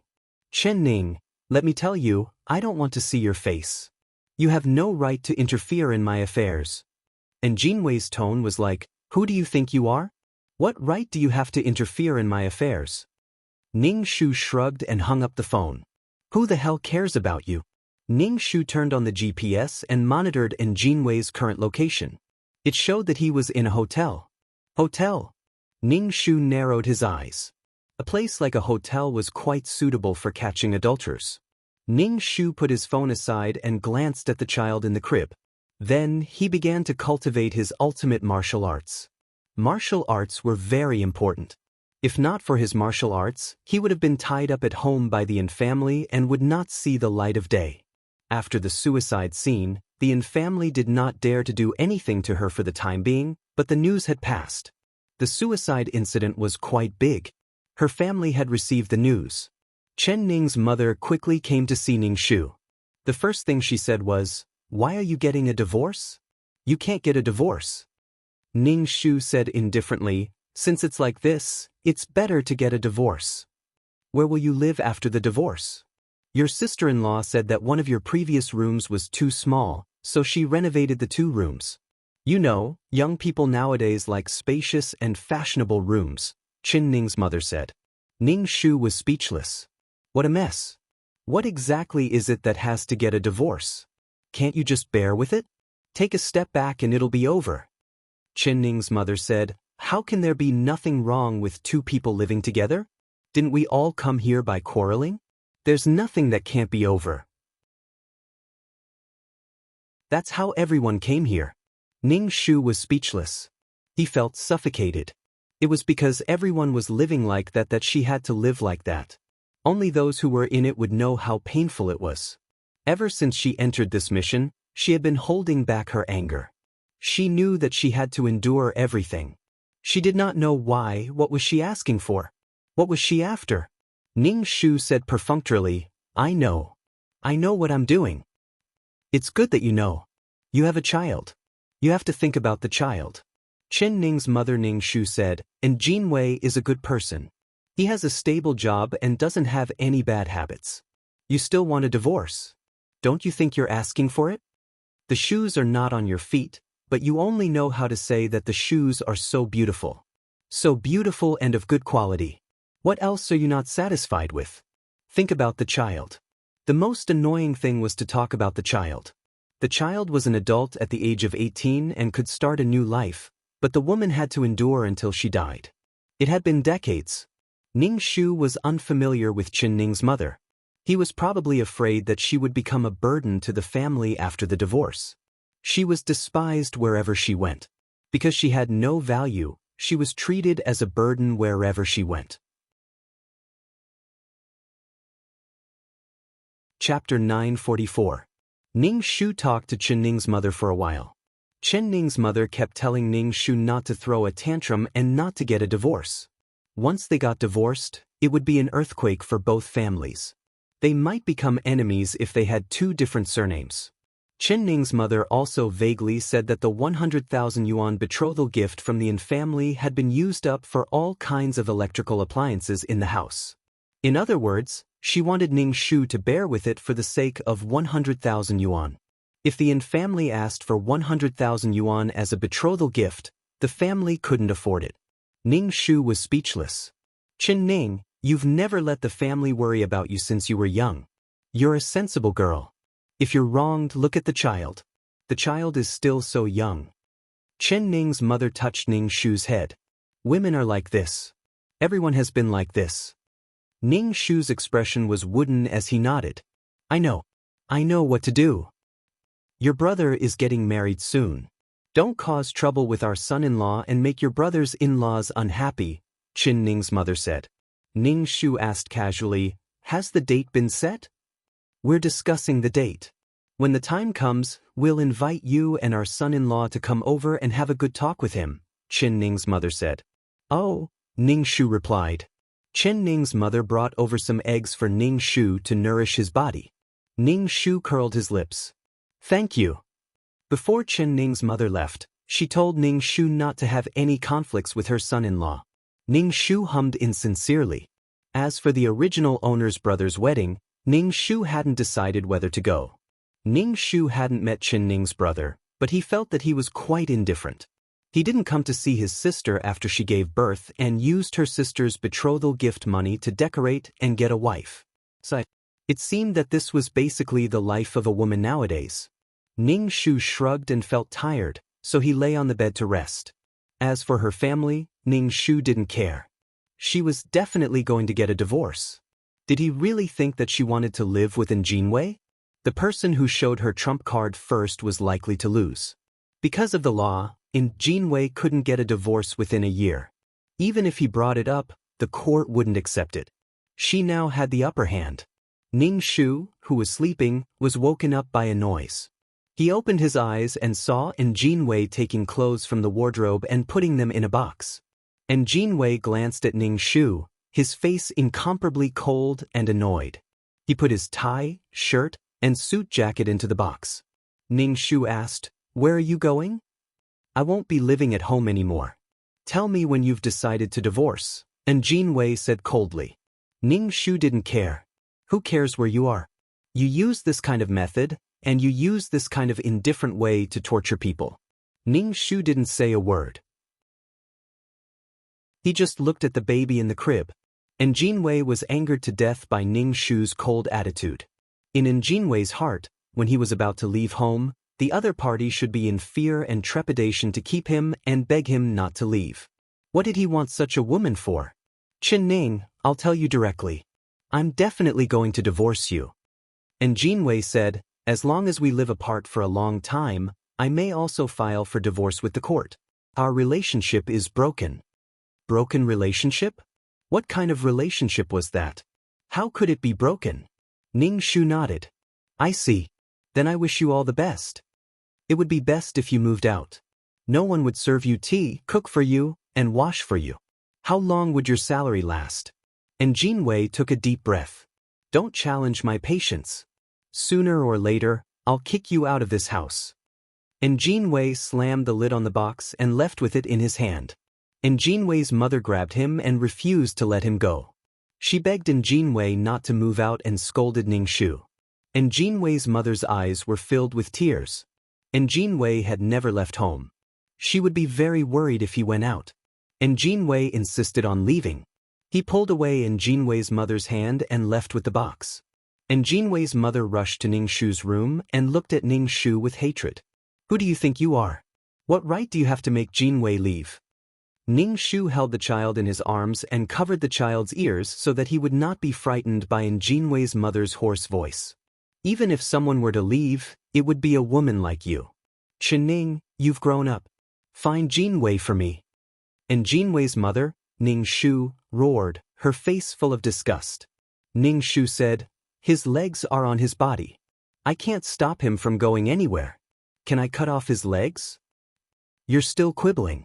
Jinwei's mother, Ning Shu, shouted, go find him, even if you have to kneel and beg him to come back. Ning Shu was expressionless. I'm in confinement. You want me to go out and find him? Everything was blamed on her, and he had to kneel and beg her to come back. What kind of person was he? Ning Shu held the child and ignored Jinwei's mother. Jinwei's mother kept nagging and scolding Ning Shu. She said all kinds of unpleasant things. Granny, you're scolding me like this. I feel so bad. Ning Shu grinned at Jinwei's mother, showing his white teeth. Ning Shu carried the child out of bed. and Jinwei's mother was so scared that her face turned pale. She turned and quickly walked out of the room. Ning Shu sneered and followed him out of the room. He said to Jinwei's mother, "Granny, why are you running? I haven't finished talking to you. I want to drink some radish soup tonight. Stewed radish with pork ribs." "Go eat shit. You pissed Jinwei off and still have the mood to eat? Dream on." And Jinwei's mother rushed into the kitchen and took a kitchen knife. "Don't think that I'm afraid of you. I'm afraid of you just because you're crazy. You tortured my son to such a state and still have the face to ask for food. Just because you have a problem, you want others to spoil you. If you want to die together, then die together." Ning Shu tilted his head and said, "It's disgraceful for me to ask for food. Your son left on his own. What does it have to do with me? Don't think that I'm afraid of you just because you have a knife in your hand. Anyway, I don't want to live anymore. Then let's die together," Ning Shu said without a care. If you didn't make Jinwei unhappy, if you didn't make him feel bad in this house, why would he leave? And Jinwei's mother's eyes were red. "He never left home. It's all because of you." Ning Shu rolled his eyes. "Whether he left home or not has nothing to do with me. You're a black-hearted woman. You don't care about your husband at all. You only want to live a happy life. The Yin family has 8 generations of bad luck to marry a woman like you." And Jinwei's mother raised her hand and patted her knee. "You can't carry on the Yin family's ancestral line and give birth to a girl." Ning Shu was expressionless. "You don't believe in it. You keep talking about Yin family all day long. Tisk. What are you doing? You really can't rest for a minute." And Jinwei's father, who was smoking on the balcony, came in and saw the confrontation between the mother and daughter-in-law. "Put down the knife." Chapter 945. And Jinwei's father was irritated by the messy atmosphere in the house. He was very dissatisfied with his wife and Ning Shu. "Get out of here if you continue to make a fuss. Why are you yelling at me? My son is gone. Can I say a few words?" And Jinwei's mother threw the kitchen knife on the ground with a clang. She covered her face and ran into the room crying. And Jinwei's father's face was even darker. He looked at Ning Shu, who was holding the child, and said in a low voice with resentment, "Are you satisfied now? You'll only be happy if you make this house a mess." "Why should I be happy? Why should I be unhappy? I'm just hungry after confinement and want to eat something," Ning Shu said indifferently. "My mother-in-law wants to take the kitchen knife and die with me. I can't cook for myself right now. Why do you have to make something for yourself? For the sake of the family, you can't even bear this little grievance. Why do you have to make a fuss like this?" Ning Shu shook his head and entered the bedroom with a helpless expression. He didn't even look at his father-in-law's face. Ning Shu returned to the room and closed the door. After feeding the child, he sat cross-legged on the bed and cultivated. His wounds were almost healed now. The qi gene he cultivated was used to strengthen his body or to inject some qi gene into the child. Since he was discharged from the hospital, the child hadn't been sick, which saved Ning Shu a lot of trouble. While cultivating, Ning Shu vaguely heard the sound of quarreling in the opposite room. It was obviously Jinwei's parents arguing. He vaguely heard Jinwei's mother's sharp voice. "I've worked so hard for this family, now I have to take care of my wife? Damn old man, you're ruining me like this?" Ning Shu pursed his lips. "You've worked so hard for the Yin family, so now you think it's Chen Ning's turn." It seemed that the Yin family had always been like this. And Jinwei's mother was a daughter-in-law who became a mother-in-law. Ning Shu closed his eyes and continued to cultivate, excluding the noise from the outside world. He didn't know how long he cultivated, but Ning Shu's cultivation was interrupted by a broken sound. And Jinwei's father scolded, "Look at yourself. Why should I serve a daughter-in-law? Isn't it enough for me to serve you and your father? Now I have to serve that woman." And Jinwei's mother roared. "Back then, I gave birth to Jinwei as my first child. It was a boy, and he wasn't that delicate. I had to serve him. I'm a mother-in-law, a mother-in-law." Ning Shu opened the door and saw Jinwei's father coming out. There were scratches on his face. It was obvious that his wife had scratched him. and Jinwei's father glanced at Ning Shu and left. Ning Shu glanced at the opposite bedroom and saw Jinwei's mother sitting on the bed, crying. Ning Shu felt that it was really boring. What era was this? He felt that the Yin family was still a feudal family. And Jinwei's mother had suffered when she was young. Now that she had a daughter-in-law, she felt that her daughter-in-law should do everything and take care of the family. He should enjoy it and find a sense of superiority from his wife. Ning Shu closed the door and continued to cultivate. He could do whatever he wanted. It didn't matter if the family blew up. Stability and peace relied on people's sacrifices and unspoken rules. Once someone was unhappy and wanted to break the rules, they would definitely not be able to maintain peace and stability. And Jinwei's father went out and still hadn't returned when it was dark. Originally, Jinwei's mother was quite angry, but after waiting for so long, she panicked and called everywhere to ask. And Jinwei's mother was so anxious that tears came down her face. She sat in the living room and cried. Her son and husband had left. What should she do? It's all your fault. It's all because of you. You're such a troublemaker. Since you were born, the Yin family has never had a comfortable day. You're such a troublemaker. And Jinwei's mother pointed at Ning Shu and scolded her. As she scolded, she burst into tears.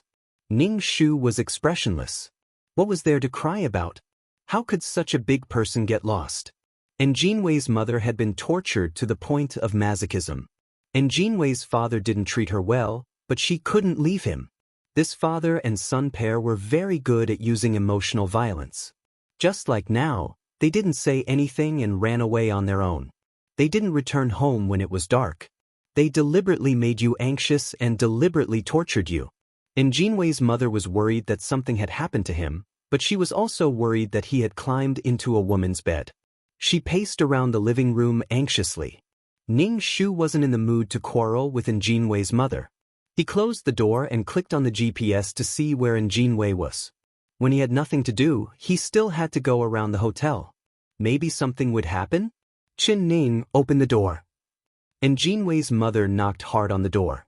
Ning Shu opened the door and asked, Is the radish stewed pork ribs ready? Eat, you only know how to eat.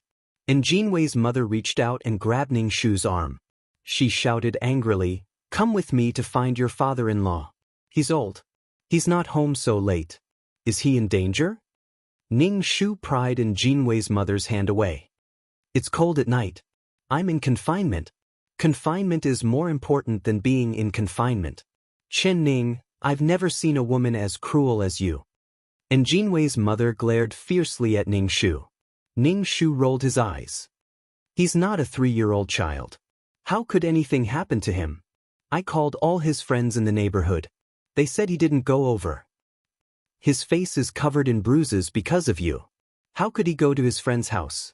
The Yin family's men were all very prideful.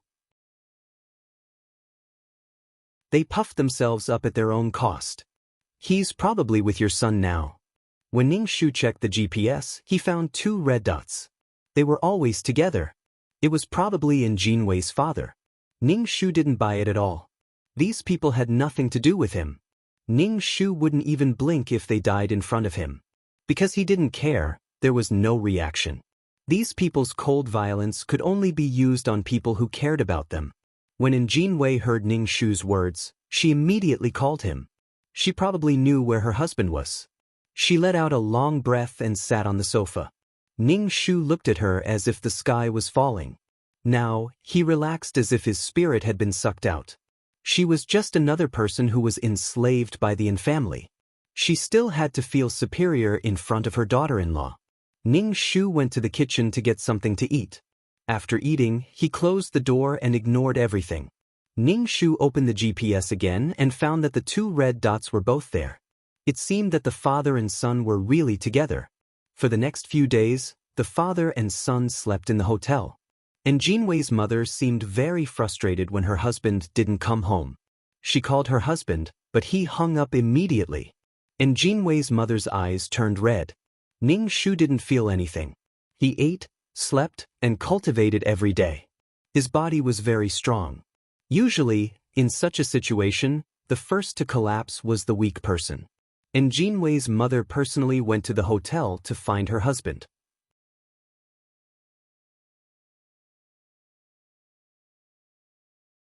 Chapter 946. She didn't know how Jinwei's mother managed to get her husband to come back.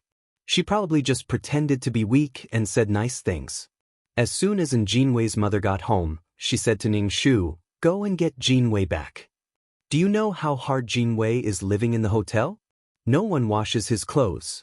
He spends so much money and doesn't eat well." And Jinwei's mother roared at Ningshu. "He has a family. If he stays in a hotel, others will only say that you are not a qualified wife." Ningshu glanced at Jinwei's father. "If you can get your father-in-law back, why didn't you get your son back? Why do you have to wait for me to get him back? Do you want me to kneel and kowtow like an emperor? It's useless even if you go." Jinwei said that he will come back when you get divorced, and Jinwei's father said coldly and turned to the door. "Where are you going?" And Jinwei's mother asked quickly. "It's annoying to stay at home. I'm going out to play chess with them." And Jinwei's father walked away with his hands behind his back. "Come back early for lunch." And Jinwei's mother glanced at Ningshu. She was probably afraid that her husband would leave in anger again. She didn't dare to make a fuss with Ningshu and went to the kitchen to prepare lunch. Ningshu went back to the room and turned on the GPS. He found something interesting. The red dot that represented Jinwei was followed by another red dot. The two of them were like shadows. They went to the restaurant, the movie theater, and basically went to the places where couples played. Ningshu carried the child on his back and prepared to go to the hotel to see what Jinwei was doing. "Where are you going?"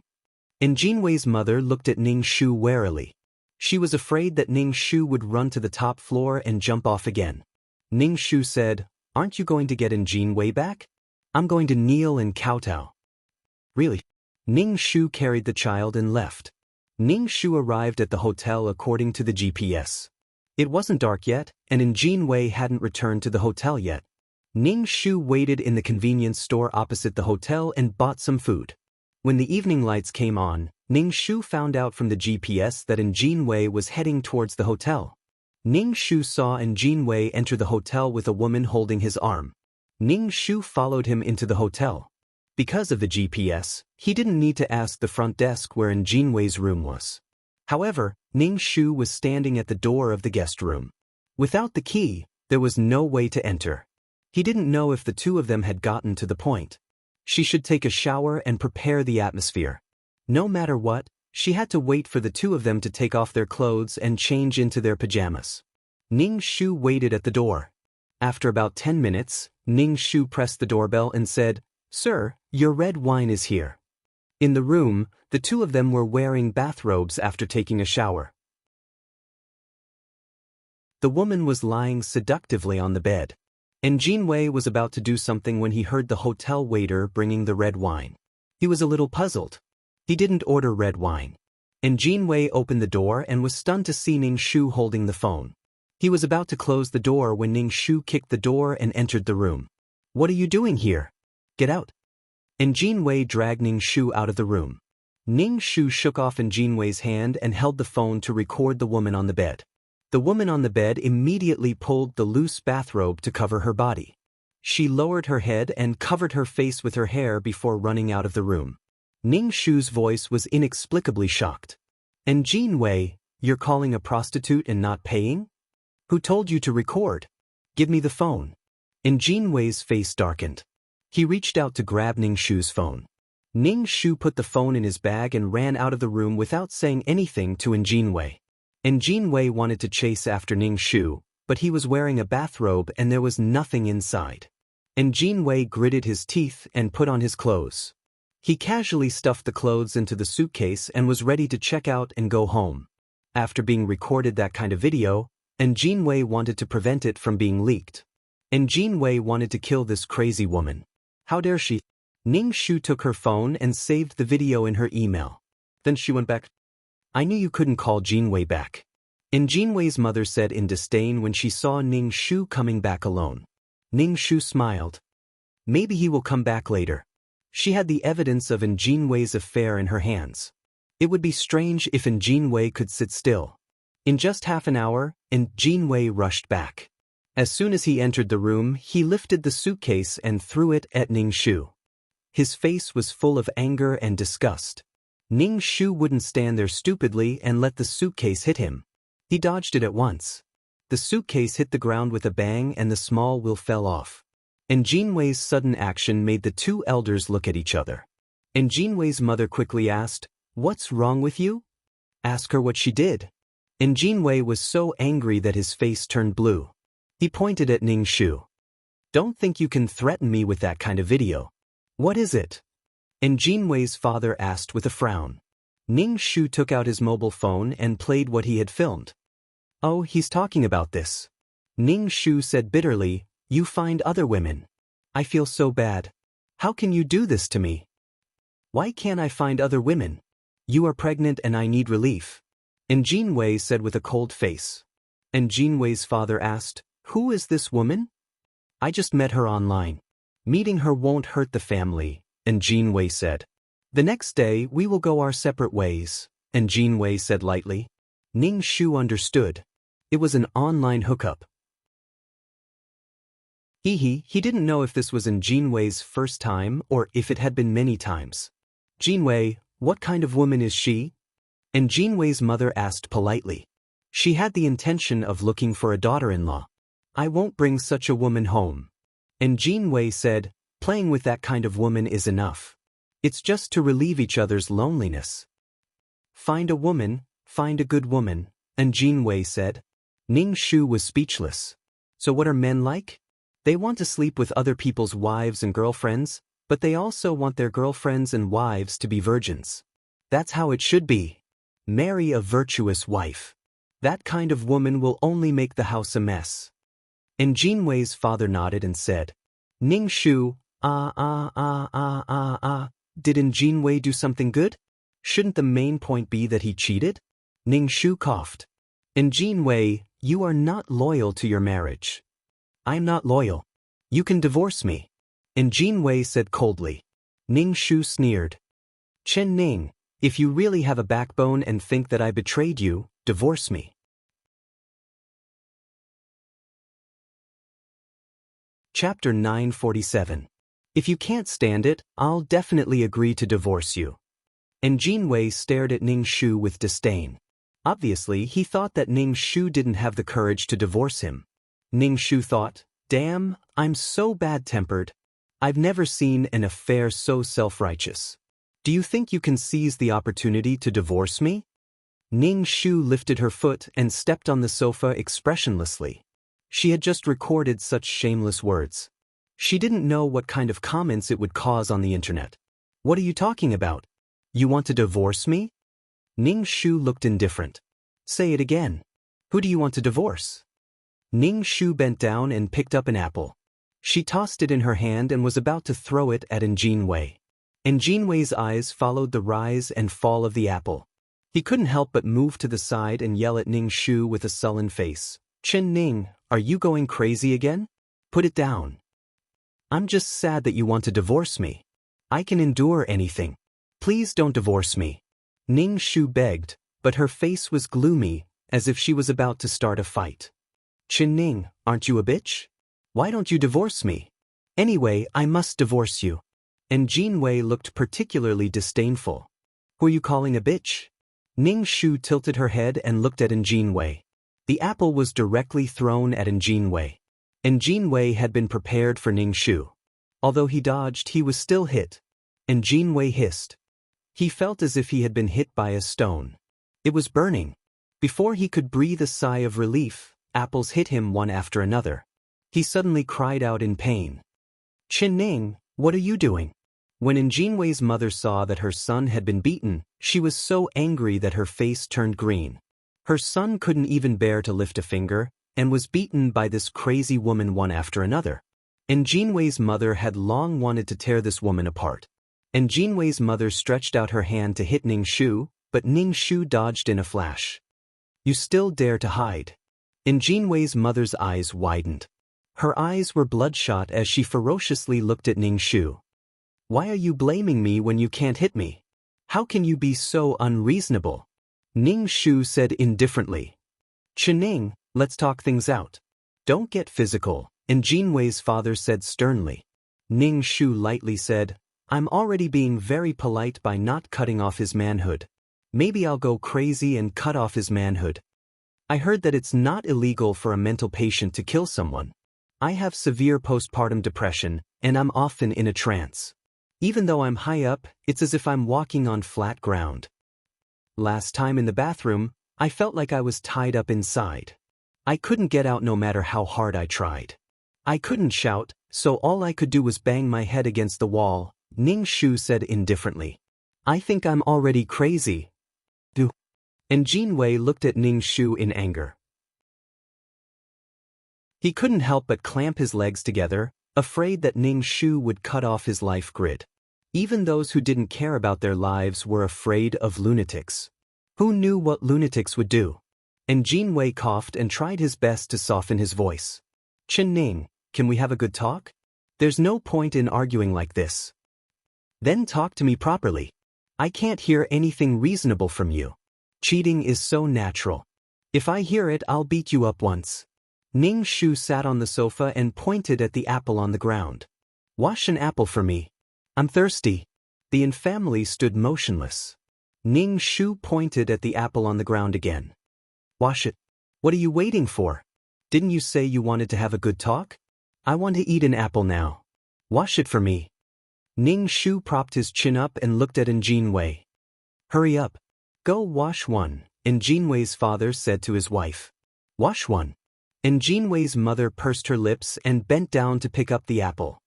Seriously, you think you're the Empress Dowager? Let my dear wash one for me. Ning Shu pointed at Jinwei. Go wash it. I've always been the one serving you. Today, it's your turn to serve me. Ning Shu's expression changed. But aren't you washing it? Jinwei took a deep breath, took the apple from his mother's hand, and went to the kitchen to wash it. Wash it clean. If you don't wash it clean, I won't eat it. If I don't eat it, there's no way to have a good talk. Ning Shu propped his chin up and said lazily. Jinwei washed the apple and handed it to Ning Shu. Ning Shu glanced at it. There's water. Jinwei took out a piece of paper, wiped the water on the apple, and handed it to Ning Shu. Ning Shu pointed his fingers, took the apple and began to chew.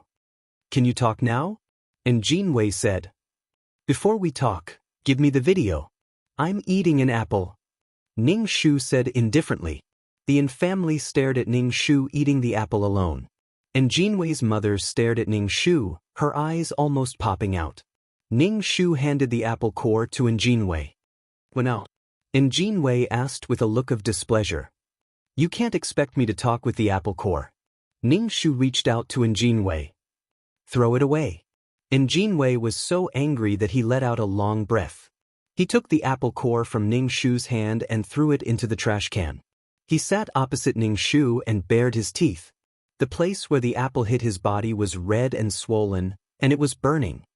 Then let's talk. Jinwei looked at Ning Shu and said, Do you really want to live like this with me? Why can't we live like this? Because I'm sick now, and you want to divorce me. Ning Shu propped his chin up and said, In order to avoid trouble, you want to get rid of me. You can't dump me like this. Then what do you want? The Yin family doesn't want a daughter-in-law like you. You're an unqualified daughter-in-law. Jinwei's mother said loudly, How can you shamelessly stay in this family? Ning Shu ignored the noisy mother-in-law and glanced at the Yin family's father and son. He said indifferently, Drag it out as long as you can. Anyway, you can't get a divorce within a year. Moreover, you cheated and are the wrong party in the marriage. What do you think will happen in court? Ning Shu raised his phone. If I hand this phone to the judge and get a divorce because of cheating, I don't know what your colleagues will think of you. Are you threatening me? Jinwei said with a cold face. Ning Shu nodded. I'm threatening you. Then what do you want? What do you want? Jinwei looked at the phone in Ning Shu's hand. Under certain conditions, I can satisfy you. It's not impossible for me to get a divorce. If you want the things in the phone, it depends on what price you can offer. It has to be a price that I'm satisfied with. Take note, this is something you bought, so I set the price, Ning Shu said casually. Chapter 948. As Ning Shu spoke, she dug at her fingernails, then turned them over to look at her hands. She clicked her tongue and said, "It's been less than 2 years since I got married, but my face has turned yellow, my hands have become rough, and my waist and back are aching. I don't want to hear this. What do you want? How much do you want?" And Jin Wei said impatiently, "Look at the price you're offering." Ning Shu said, $20,000. And Jin Wei stretched out 2 fingers. Ning Shu. Sigh. Ning Shu flicked his fingernails. 200,000, and the child will be raised by you. Otherwise, we won't divorce. 200,000? Why don't you go to heaven? And Jin Wei's mother jumped up in fright. Getting married and getting divorced for 200,000? You're cheating. You're leaving and leaving the child behind. You want to take 200,000 and have fun? Dream on. And Jin Wei's mother pointed at Ning Shu. Do you think you're Yang Yuhuan? You can sell it for 200,000? Ning Shu dug his ears. How many times do I have to say it? I'm selling something. If you buy your son's reputation again, you'll piss me off. Tomorrow, I'll post this video online and send it to your colleague's mailbox. Oh, right after the divorce, you still want to get married. After you get married, you have to treat my daughter well. Otherwise, I'll come back. I'll make everyone restless. Ning Shu said with a smile. And Jin Wei was angered by Ning Shu to the point that his chest violently heaved up and down. His face was ashen as he said in disgust, "You're such a disgusting woman.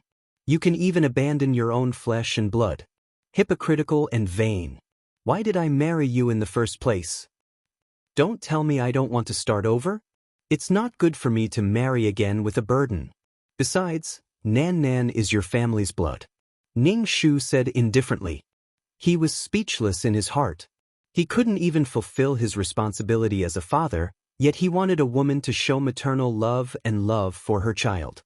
If she didn't love her child, then she wasn't a good woman. If a man had to choose between a house and a child, he would definitely choose the house. The child would be given birth to by a woman. How expensive would the house be? Ning Shu played with his phone. If you hesitate any longer, I'm going to release the video. Jin Wei, come here. I have something to tell you. And Jin Wei's mother tugged at her son's clothes. And Jin Wei followed Jin Wei's mother to the balcony.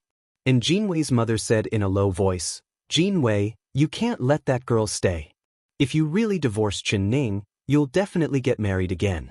With such a girl around, the girl won't be willing to be a stepmother. Give this girl to Chen Ning. Also, 200,000 yuan is too much. She still wants 200,000 yuan. I can't give it to her. I definitely can't give it to her." When Jin Wei's mother said 200,000 yuan, her face trembled with pain. "I understand." And Jin Wei nodded. He walked into the living room and sat on the sofa. Ning Shu said, "I'll give you 50,000. The child is yours." It seems that there's no need to talk about it anymore. Ning Shu stood up and stretched. "Actually, I don't want to divorce. As for your infidelity, I can tolerate it. Let's raise Nan well and let her have a happy family. How about that? By the way, this video. If you have a one-night stand next time, I'll directly post it on the community forum. You'll be pointed at as soon as you go out." Ning Shu and Jin Wei smiled gently and turned to go back to the room to rest. "Wait a minute. Since you're not satisfied, I can still talk about it." And Jin Wei said. Ning Shu said impatiently, "Don't you understand human language? I'm selling things. You're buying things. You're giving a beggar so little money. I won't sell at the price you offered. Also, this child is your family's blood. What do you mean by insisting that I raise her? Don't be so high and mighty." Ning Shu rolled his eyes. "Anyway, I'm sick now.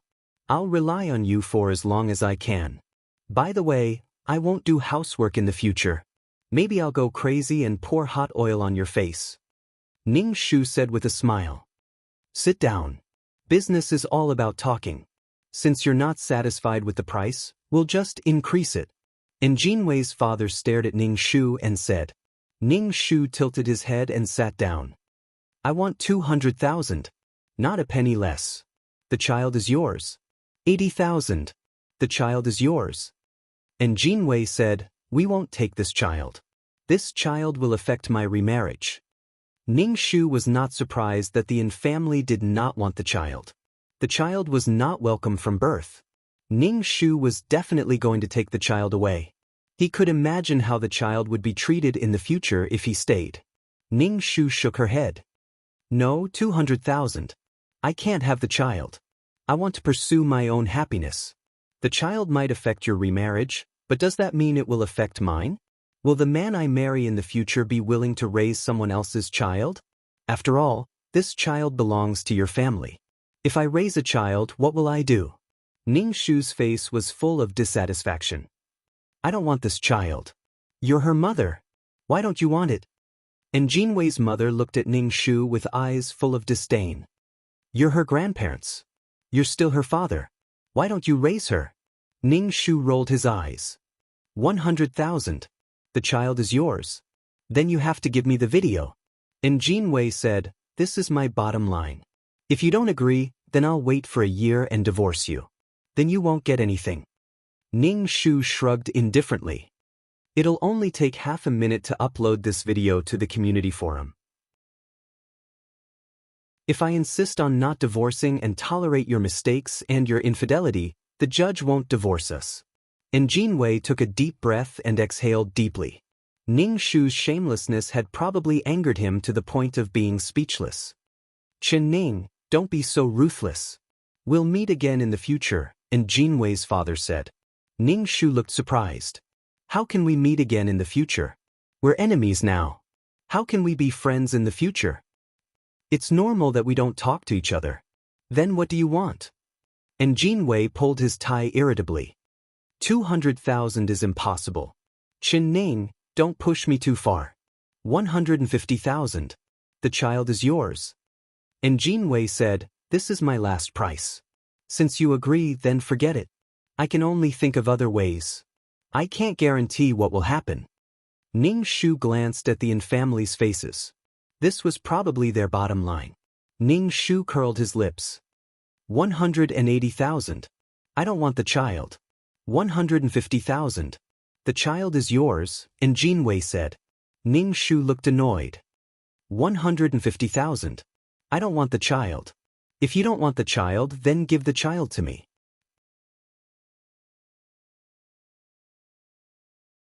Chapter 949. Anyway, the price has been set, 150,000. Now it's the problem of ownership of the child. And family doesn't want children, and Ning Shu doesn't want children. Now the child is being kicked around like a ball, and they don't want it. 150,000, I'll give you the child. Tomorrow morning, we'll get the divorce certificate together. And Jinwei said, I can't. I'll get the divorce certificate first. If you don't give me the money and give me the child back, who will I cry to? Ning Shu rolled his eyes. Don't you still have my video? And Jinwei rubbed his eyebrows and said. Ning Shu shook his head. Sometimes it's terrible when people are shameless. If you divorce first, you won't care about this video at all. What if I give you the money and you don't divorce?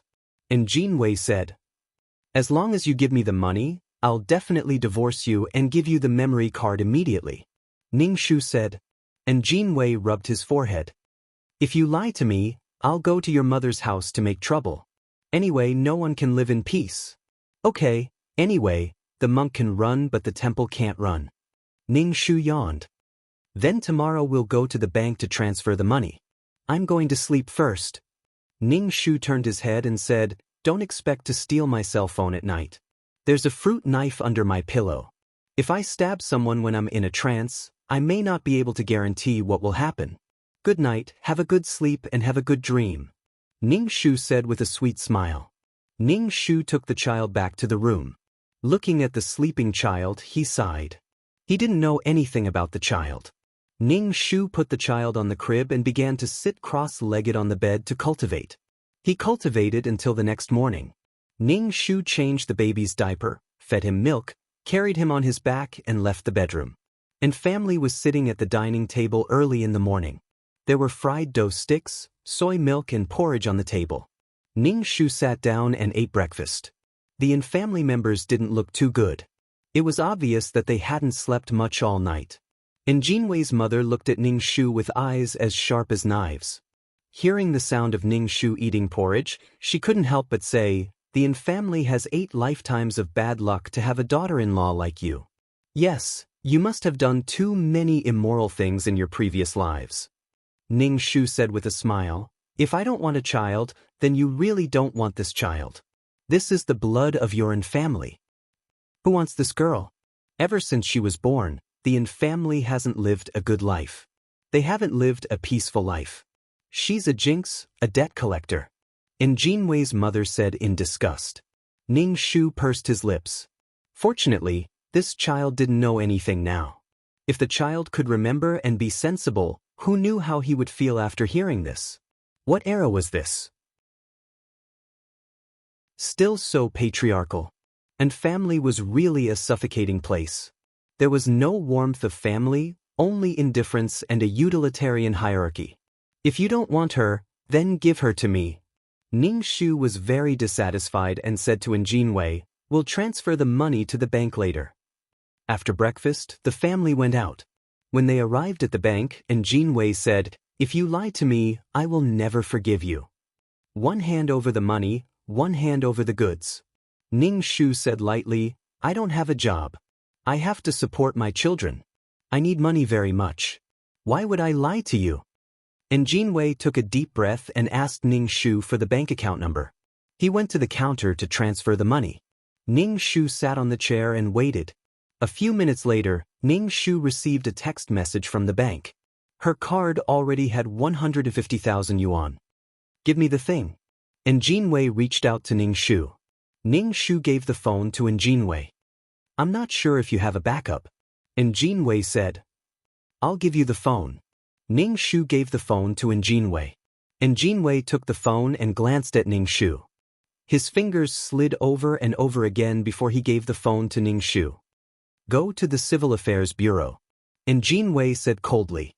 Ning Shu rolled his eyes. When the two arrived at the Civil Affairs Bureau, Jinwei seemed to be afraid that Ning Shu would go back on his word and use the fastest speed to get the divorce certificate. Ning Shu also made herself Nanan's guardian and signed the document. From then on, Nanan was her child and had nothing to do with Yin family. After leaving the Civil Affairs Bureau, Jinwei let out a sigh of relief. Ning Shu also let out a sigh of relief in his heart. To be able to get such a result was not easy. "Now go home and pack up your things. Hurry and leave my house." And Jinwei directly got into the car and left without even looking at Ning Shu. Ning Shu's face was indifferent. He first found a hotel to settle down. Ning Shu first went to book a room and then slowly went home. As soon as she got home, Ning Shu saw the clothes in the living room piled up in a mess. The suitcase was thrown on the floor, and Jinwei's mother was sitting on the sofa with a condescending look on her face. "Get out of my house after you took the money." Ning Shu was expressionless. "Who did this to my clothes? This makes me very unhappy. When I'm unhappy, I can't guarantee what I do. When I go crazy, even I'm afraid of myself. Tidy up my clothes and put them in the suitcase. Otherwise, I'll smash all the pots and pans in your house today." Ning Shu was eager to try. And Jinwei's mother's face darkened. She wanted to show off her might. She didn't expect this woman to be so arrogant when she was about to be kicked out. "Pack it up for her." And Jinwei's father impatiently said to his wife, "Don't make trouble." And Jinwei's mother could only fold the messy clothes and put them in the box. She was very dissatisfied. In front of outsiders, she didn't know how to give her face. "Things are packed. You should hurry up and leave. And family can't keep a big Buddha like you." And Jinwei's father said, "Yes, it can't accommodate me. My future is the sea of stars, not the pot." Ning Shu sat on the sofa, picked up an apple, and wiped it on her clothes. Then she began to chew on it. And Jinwei's father looked at Ning Shu's arrogant appearance. "As an elder, I'll tell you, with your character, no matter where you go, you won't have a good life. You think you'll have a good life after leaving Yin family." "Yes, I think I'll have a good life after leaving Yin family." Ning Shu nodded. "At least I don't have to serve your family. Don't talk to me about what a daughter-in-law should do. I don't buy it now. In this society, I can't make a living. I have to live like a slave under your hands. Ning Shu threw the apple core into the trash can. And Jinwei's father's face was cold. Then I'd like to see which family can tolerate your unforgiving temper.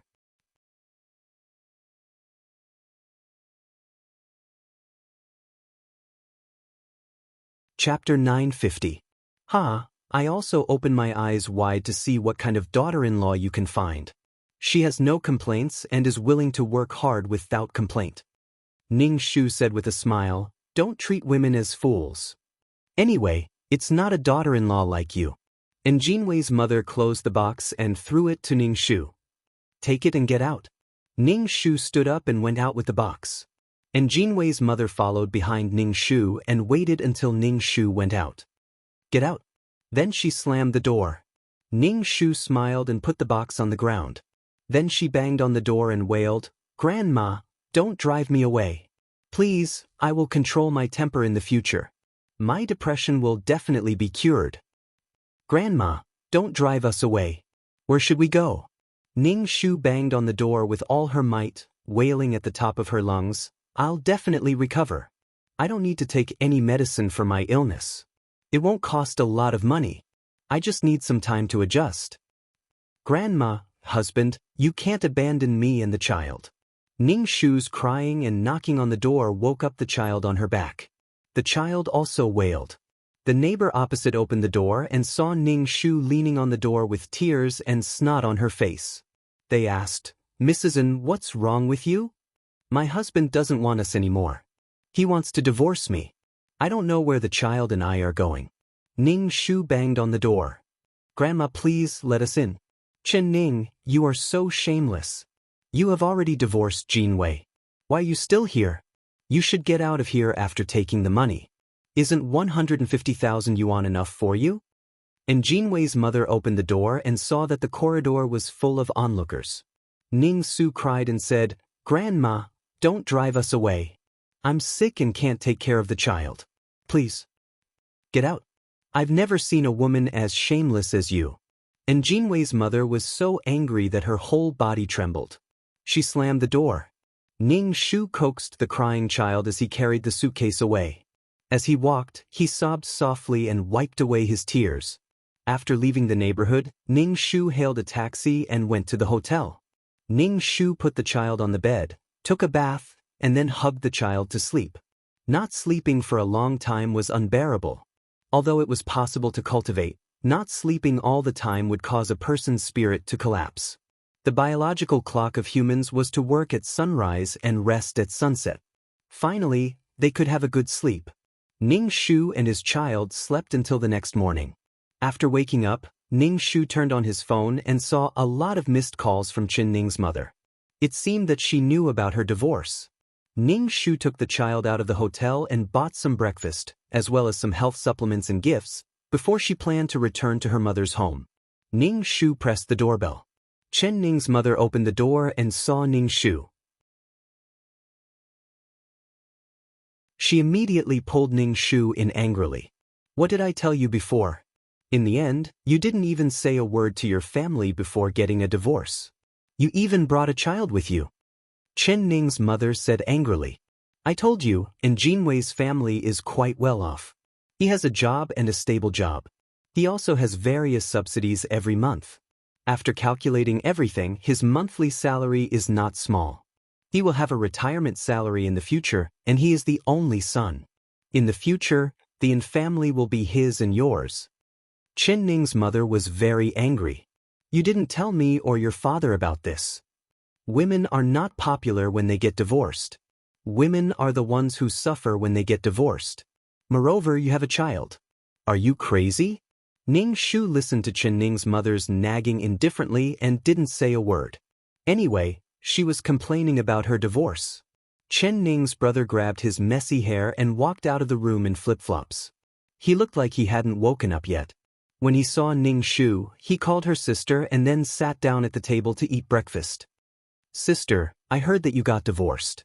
Brother-in-law gave you 150,000 yuan. Chen Ning's brother, Ning Shu, asked. Ning Shu said indifferently, that's not true. It's just the family pretending to be rich. 150,000? Is there really 150,000 yuan? Chen Ning's mother, Ning Shu, asked. Then she said, "Where did you go last night? I called you all night. I was so worried. I stayed in a hotel. I didn't have a room to sleep when I came back," Ning Shu said. Chen Ning's brother swallowed a mouthful of fried dough sticks. Ning Shu said, "Sister, can you lend me tens of thousands of yuan? After I get married, I will go to work. It's more convenient to have a car." Ning Shu was expressionless. "I don't have any money." "Didn't brother-in-law give you 150,000 yuan? Chen Ning's brother frowned and said, "Don't tell me you don't want to give it to me. Don't worry, I will definitely return it to you." Ning Shu thought, return? The dowry money was not enough, and now he wanted to buy a car. Was he trying to suck the marrow out of her? "Chen Ning, if you really have 150,000 yuan, lend some to your brother," Chen Ning's mother said. Ning Shu asked back, "Why should I? I am a divorced woman. If I give you the money, how am I going to live? I have a child to raise. You want me to stay at home? You are brother and sister. You should take care of each other," Chen Ning's mother said. "Why should I give it to him? He is just my brother, not his mother. Do I have to give everything to him?" Ning Shu put down the nutritional supplements in her hand and said, "This is what I bought for you and Dad. Remember to eat it. I'm leaving now." Ning Shu did not plan to live in the Chen family, and the Chen family did not have a room for her. She was just living under someone else's roof with a burden. Her brother was going to get married soon, and she would have another sister-in-law living under the same roof. She did not know how she would be despised. She would be gossiped about every day. "I just want to borrow some money from you. It's not like I won't return it to you. Why are you so stingy?" Chen Ning's brother said unhappily, "I am so stingy. I just won't lend it to you. Besides, I don't have any money." This society was very indifferent. This was a materialistic world. Emotions, love, and so on were no match for money. Ning Shu turned around and was about to leave. She already had a plan in mind. She was ready to leave this city and go somewhere else to develop. Otherwise, these two people would stare at the little money in her hand and think of all kinds of ways to take the money from her. Today they would buy a car. Tomorrow they might buy this or that. They would say that they were borrowing from her, but in the end, they would not return it at all. They did not consider how she, a child of a divorced woman, should live. When she returned to the Chen family, she was just a person with no status. She had to do everything and had to face cold eyes. "Mom, I'm leaving. Remember to eat the food. This is what I squeezed out of my teeth to show filial piety to you too." Ning Shu turned around and left.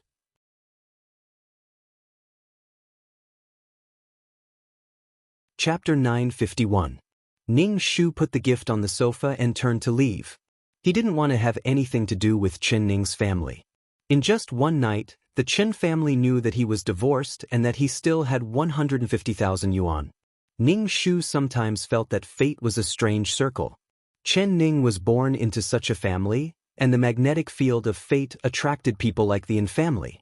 Fate was a circle. You felt that you had turned a corner, but in fact, you didn't jump out of the circle at all. No matter how many corners you turned, it was still the same. Crawling out of a hole might lead to falling into another hole not long after. Some people fell into the pit and never climbed up again. They stayed in the pit and suffered bitterly. Some fell into the pit and stubbornly tried to start again. However, there was a possibility that they would fall into another pit and be tormented until they were riddled with scars. No matter how hard they struggled at first, they would eventually return to their own track. Such a fate was heavily influenced by the outside world, but it also had its own reasons. It was because of all kinds of compromises and helplessness. Ning Shu sighed and left with the child on his back. "Chen Ning, why are you leaving?" Chen Ning's mother stopped Ning Shu. "Have you had breakfast? Your father went for a walk and will be back soon. Wait for him." "Where are you going to stay if you leave?" Chen Ning's mother pulled Ning Shu's arm. "Come back and stay." Ning Shu said, "There's no room for me at home. Didn't the house get through? I won't wait for Dad to come back. Say hello to Dad for me." Ning Shu said and pulled Chen Ning's mother's hand away. Chen Ning's brother said impatiently. She doesn't want to stay at home. Why do you have to make her stay? Are you afraid that we will rob her of her money? If she wants to leave, let her go. Chen Ning's brother rolled his eyes and said. Ning Shu nodded expressionlessly. I think my brother is right. To be honest, I really want to beat you up. Ning Shu sneered. I'm just afraid that a vampire like you will suck my money away. You're such a useless old man. Who are you calling a good-for-nothing? What are you so proud of? She's just a woman who was abandoned and divorced. Chen Ning's brother slammed the bowl down and said with a livid face. Chen Ning's mother immediately scolded her son. What are you talking about? Your sister just got divorced and you're poking at her sore spot. What kind of brother are you? After Chen Ning's mother finished scolding her son, she turned to Ning Shu and said, You are brother and sister. You have to support each other in the future. Even if you want to get married in the future, you still have to rely on your brother's support. When Ning Shu heard this, she almost spat. She was wronged in the family, but her younger brother came over and didn't even say a word of concern. Last time, when she jumped off a building, only Chen Ning's mother came to visit her and told her not to get a divorce. If she counted on such a person to support her, in her next life, and the life after that, it was better to rely on herself than on anyone else. Ning Shu turned and left. When she went downstairs, she met Chen Ning's father in the stairwell. Chen Ning's father saw Ning Shu and was stunned for a moment. He then asked, Where are you going? Come back with me. I'm going out to do something. Ning Shu left. Back at the hotel, Ning Shu took out her suitcase, bought tickets online, and prepared to leave. Ning Shu turned to the child who was sleeping soundly on her back. Baby, we're leaving now. Ning Shu dragged her suitcase and left the room. She pulled the suitcase out of the hotel door and looked at the cars coming and going. She was alone and seemed very lonely.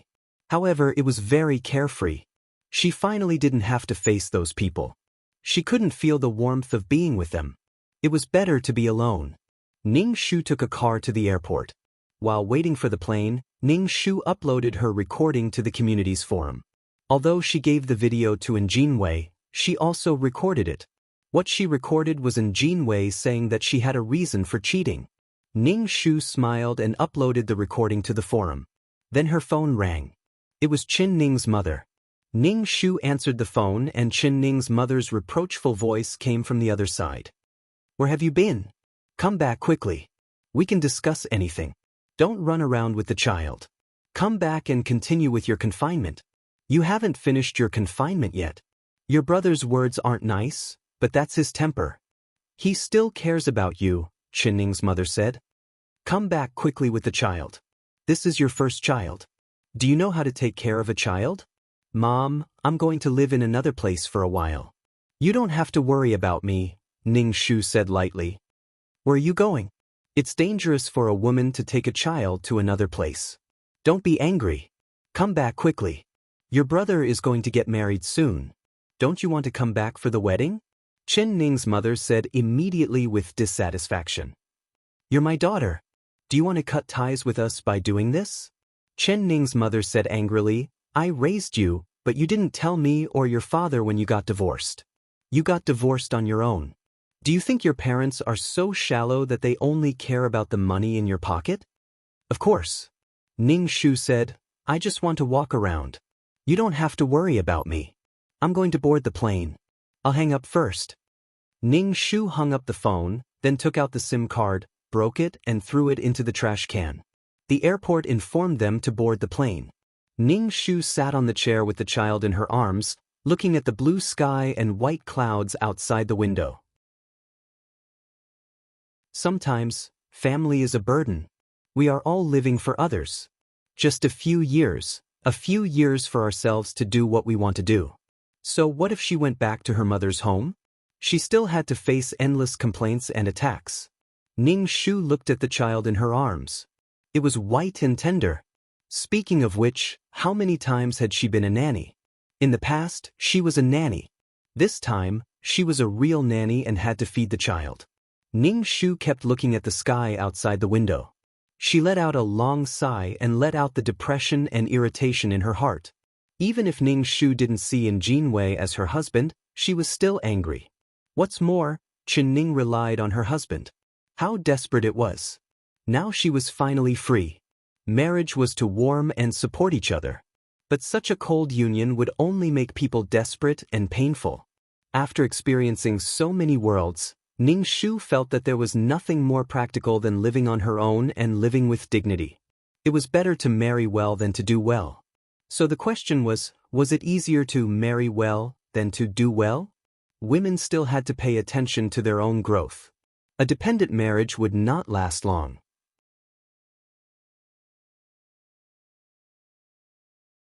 Chapter 952. A dependent marriage won't last long. Then there's another problem. If I did a good job, why should I marry you? I can take care of myself, so why should I marry you? After more than an hour's flight, they finally arrived at the city chosen by Ning Shu. The city's economy was prosperous, and there were many opportunities.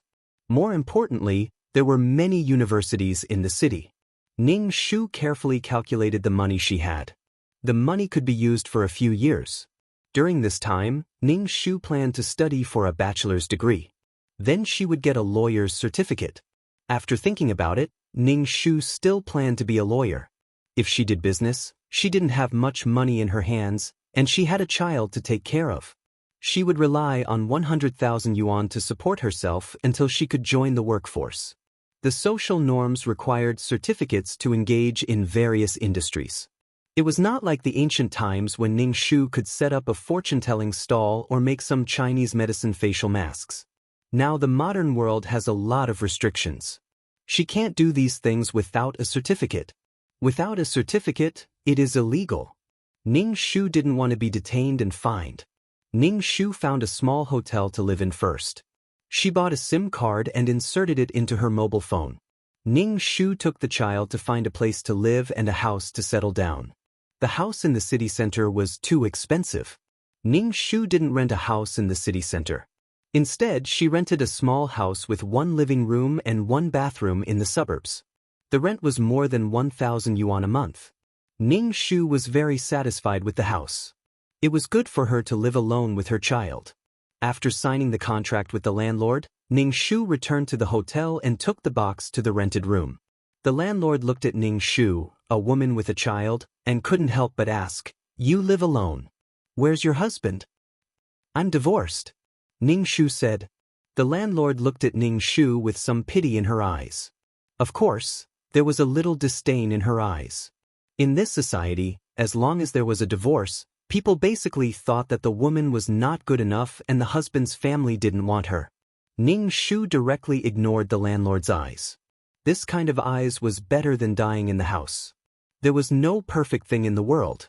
Ning Shu went to the supermarket to buy all kinds of daily necessities, including blankets and other things. After that, he cleaned every nook and cranny of the house, and the room immediately looked brand new.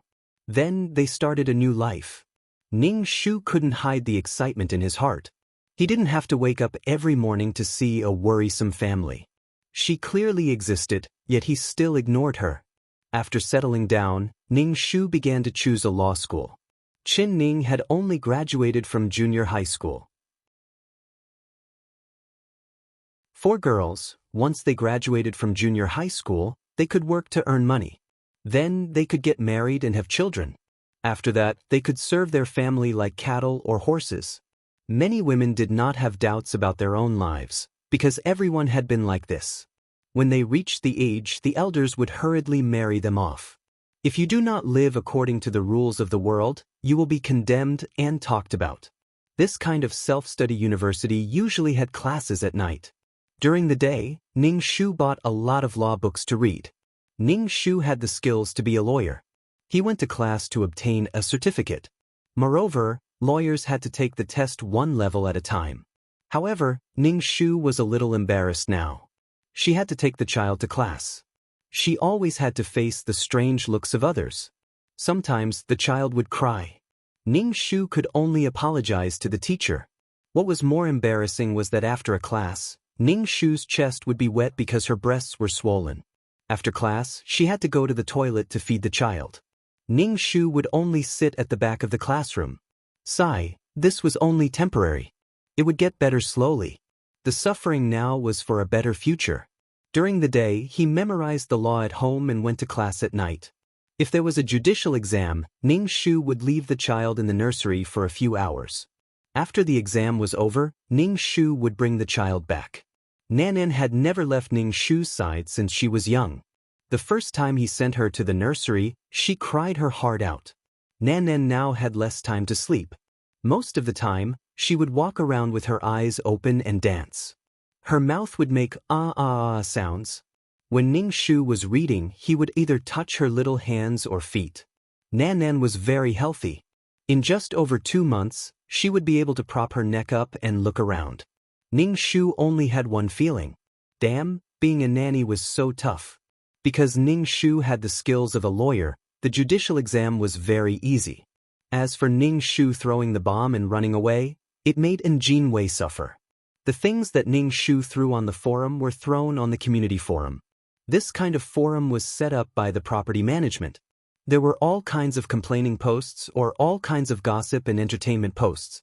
The things that Ning Shu threw on the forum caused a heated discussion. The people below said that Jin Wei was a scumbag and a straight man cancer. He was an ungrateful person who forced his sick wife to divorce and not have children. Previously, the Yin family forced their daughter-in-law to jump off a building. Now they were having an affair, and they were so shameless. Every time Jin Wei went out, he always felt that the people in the community looked at him strangely. 3 to 5 people gathered together and whispered in his ear. They even pointed at him. Even when he went to the company, there were people looking at him strangely. It was Jin Wei's father who was playing with the old man in the neighborhood. The old man then asked Jin Wei's father if he was forcing his daughter-in-law to get a divorce and not want a child, blah blah blah blah blah. Jin Wei's father was a person who cared a lot about his reputation. When he heard these words, he was so angry that he went home and told Jin Wei. Jin Wei opened the community forum and saw Ning Shu's post. This post was very popular. There were all kinds of thoughts in it. Many women said that Ning Shu was right to get a divorce. Marrying such a scumbag was better than dying. He was so arrogant even though he had an affair. Jin Wei looked at the post and his face became uglier. Most of the posts were scolding him. Jin Wei was so angry that he trembled as he took out his phone and called Ning Shu. This bitch, she had obviously given him the money, but she didn't keep her word. She even posted something on the internet. Not only did she take pictures, but she also recorded it. She was blaming him for everything. In the end, the phone number was not in service. Jin Wei was so angry that he smashed the phone. Jin Wei's father felt embarrassed and rarely went out to play chess or cards. Jin Wei was so angry that he ran to the Chen family to find Ning Shu. He insisted that Ning Shu give him an explanation. He took the money and didn't keep his word. He actually exposed the matter. Jin Wei went to the Chen family and was told that Ning Shu wasn't at home. Jin Wei didn't believe it at all. He barged into the house and looked everywhere, but he couldn't find Ning Shu.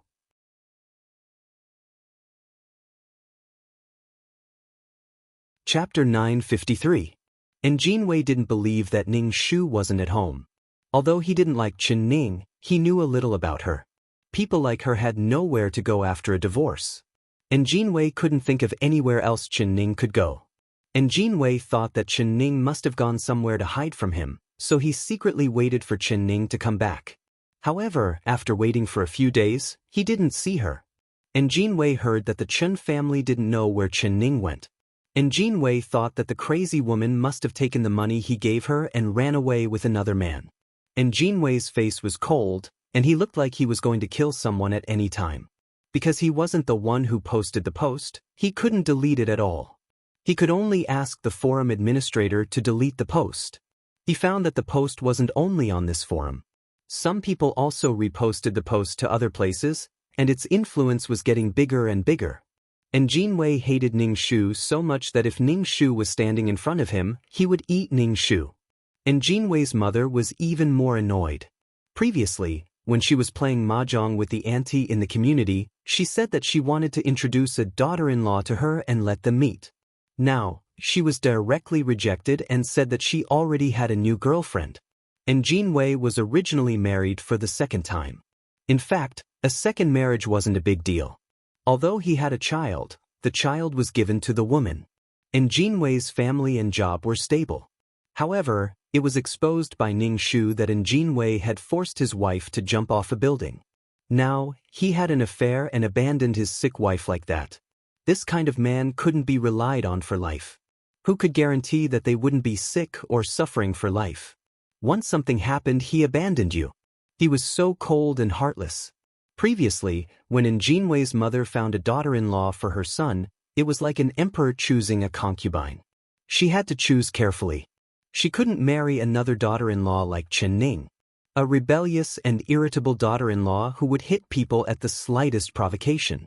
And Jin Wei's mother also had a secret idea, which was to let her son have a child with a girl first. If the child was a boy, they would get married.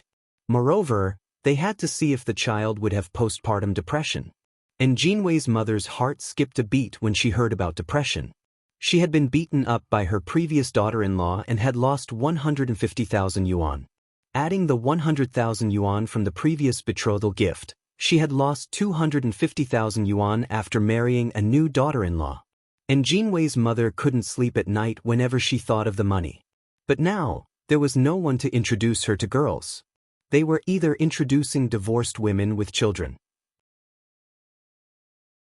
And Jin Wei's mother was so angry that she almost couldn't control herself and turned the table over. And family still wanted to raise other people's children. She thought so beautifully. Was her son only worthy of marrying a woman who had married twice? And Jin Wei's mother felt insulted. Moreover, these women would gather together to speak ill of her son.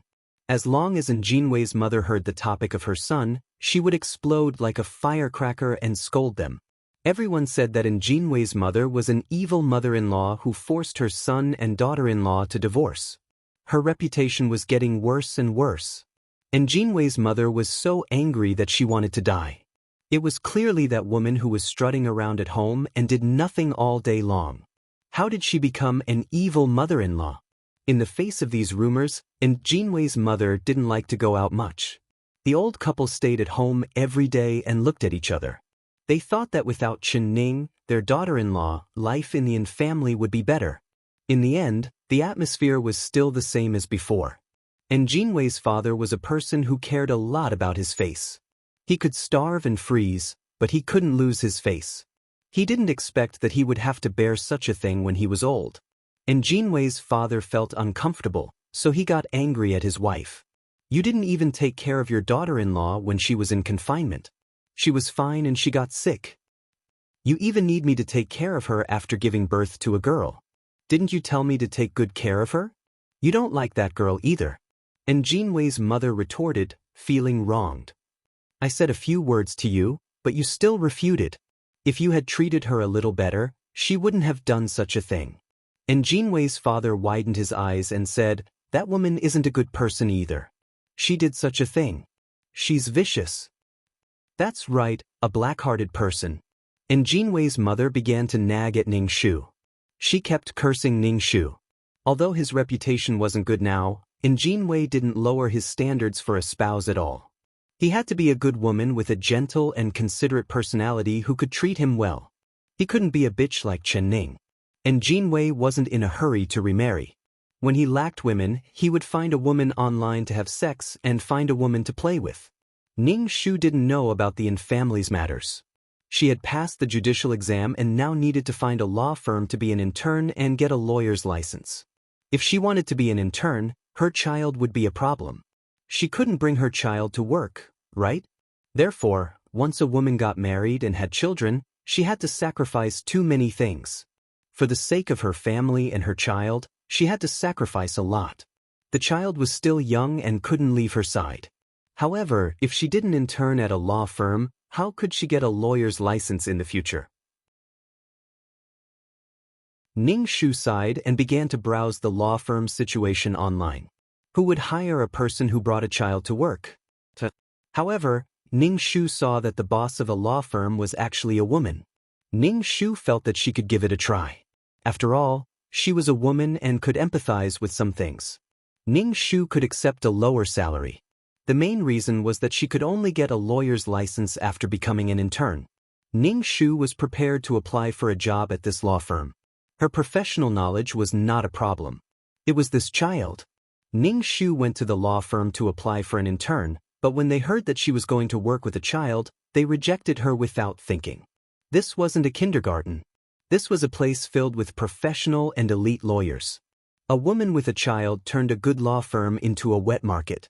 Ning Shu wasn't disappointed. Which place would accept a woman working with a child? She would only care about taking care of the child. How could she work? Ning Shu waited at the entrance of the law firm. She wanted to wait for the female boss of the law firm to talk to her. The female boss of the law firm drove a red sports car.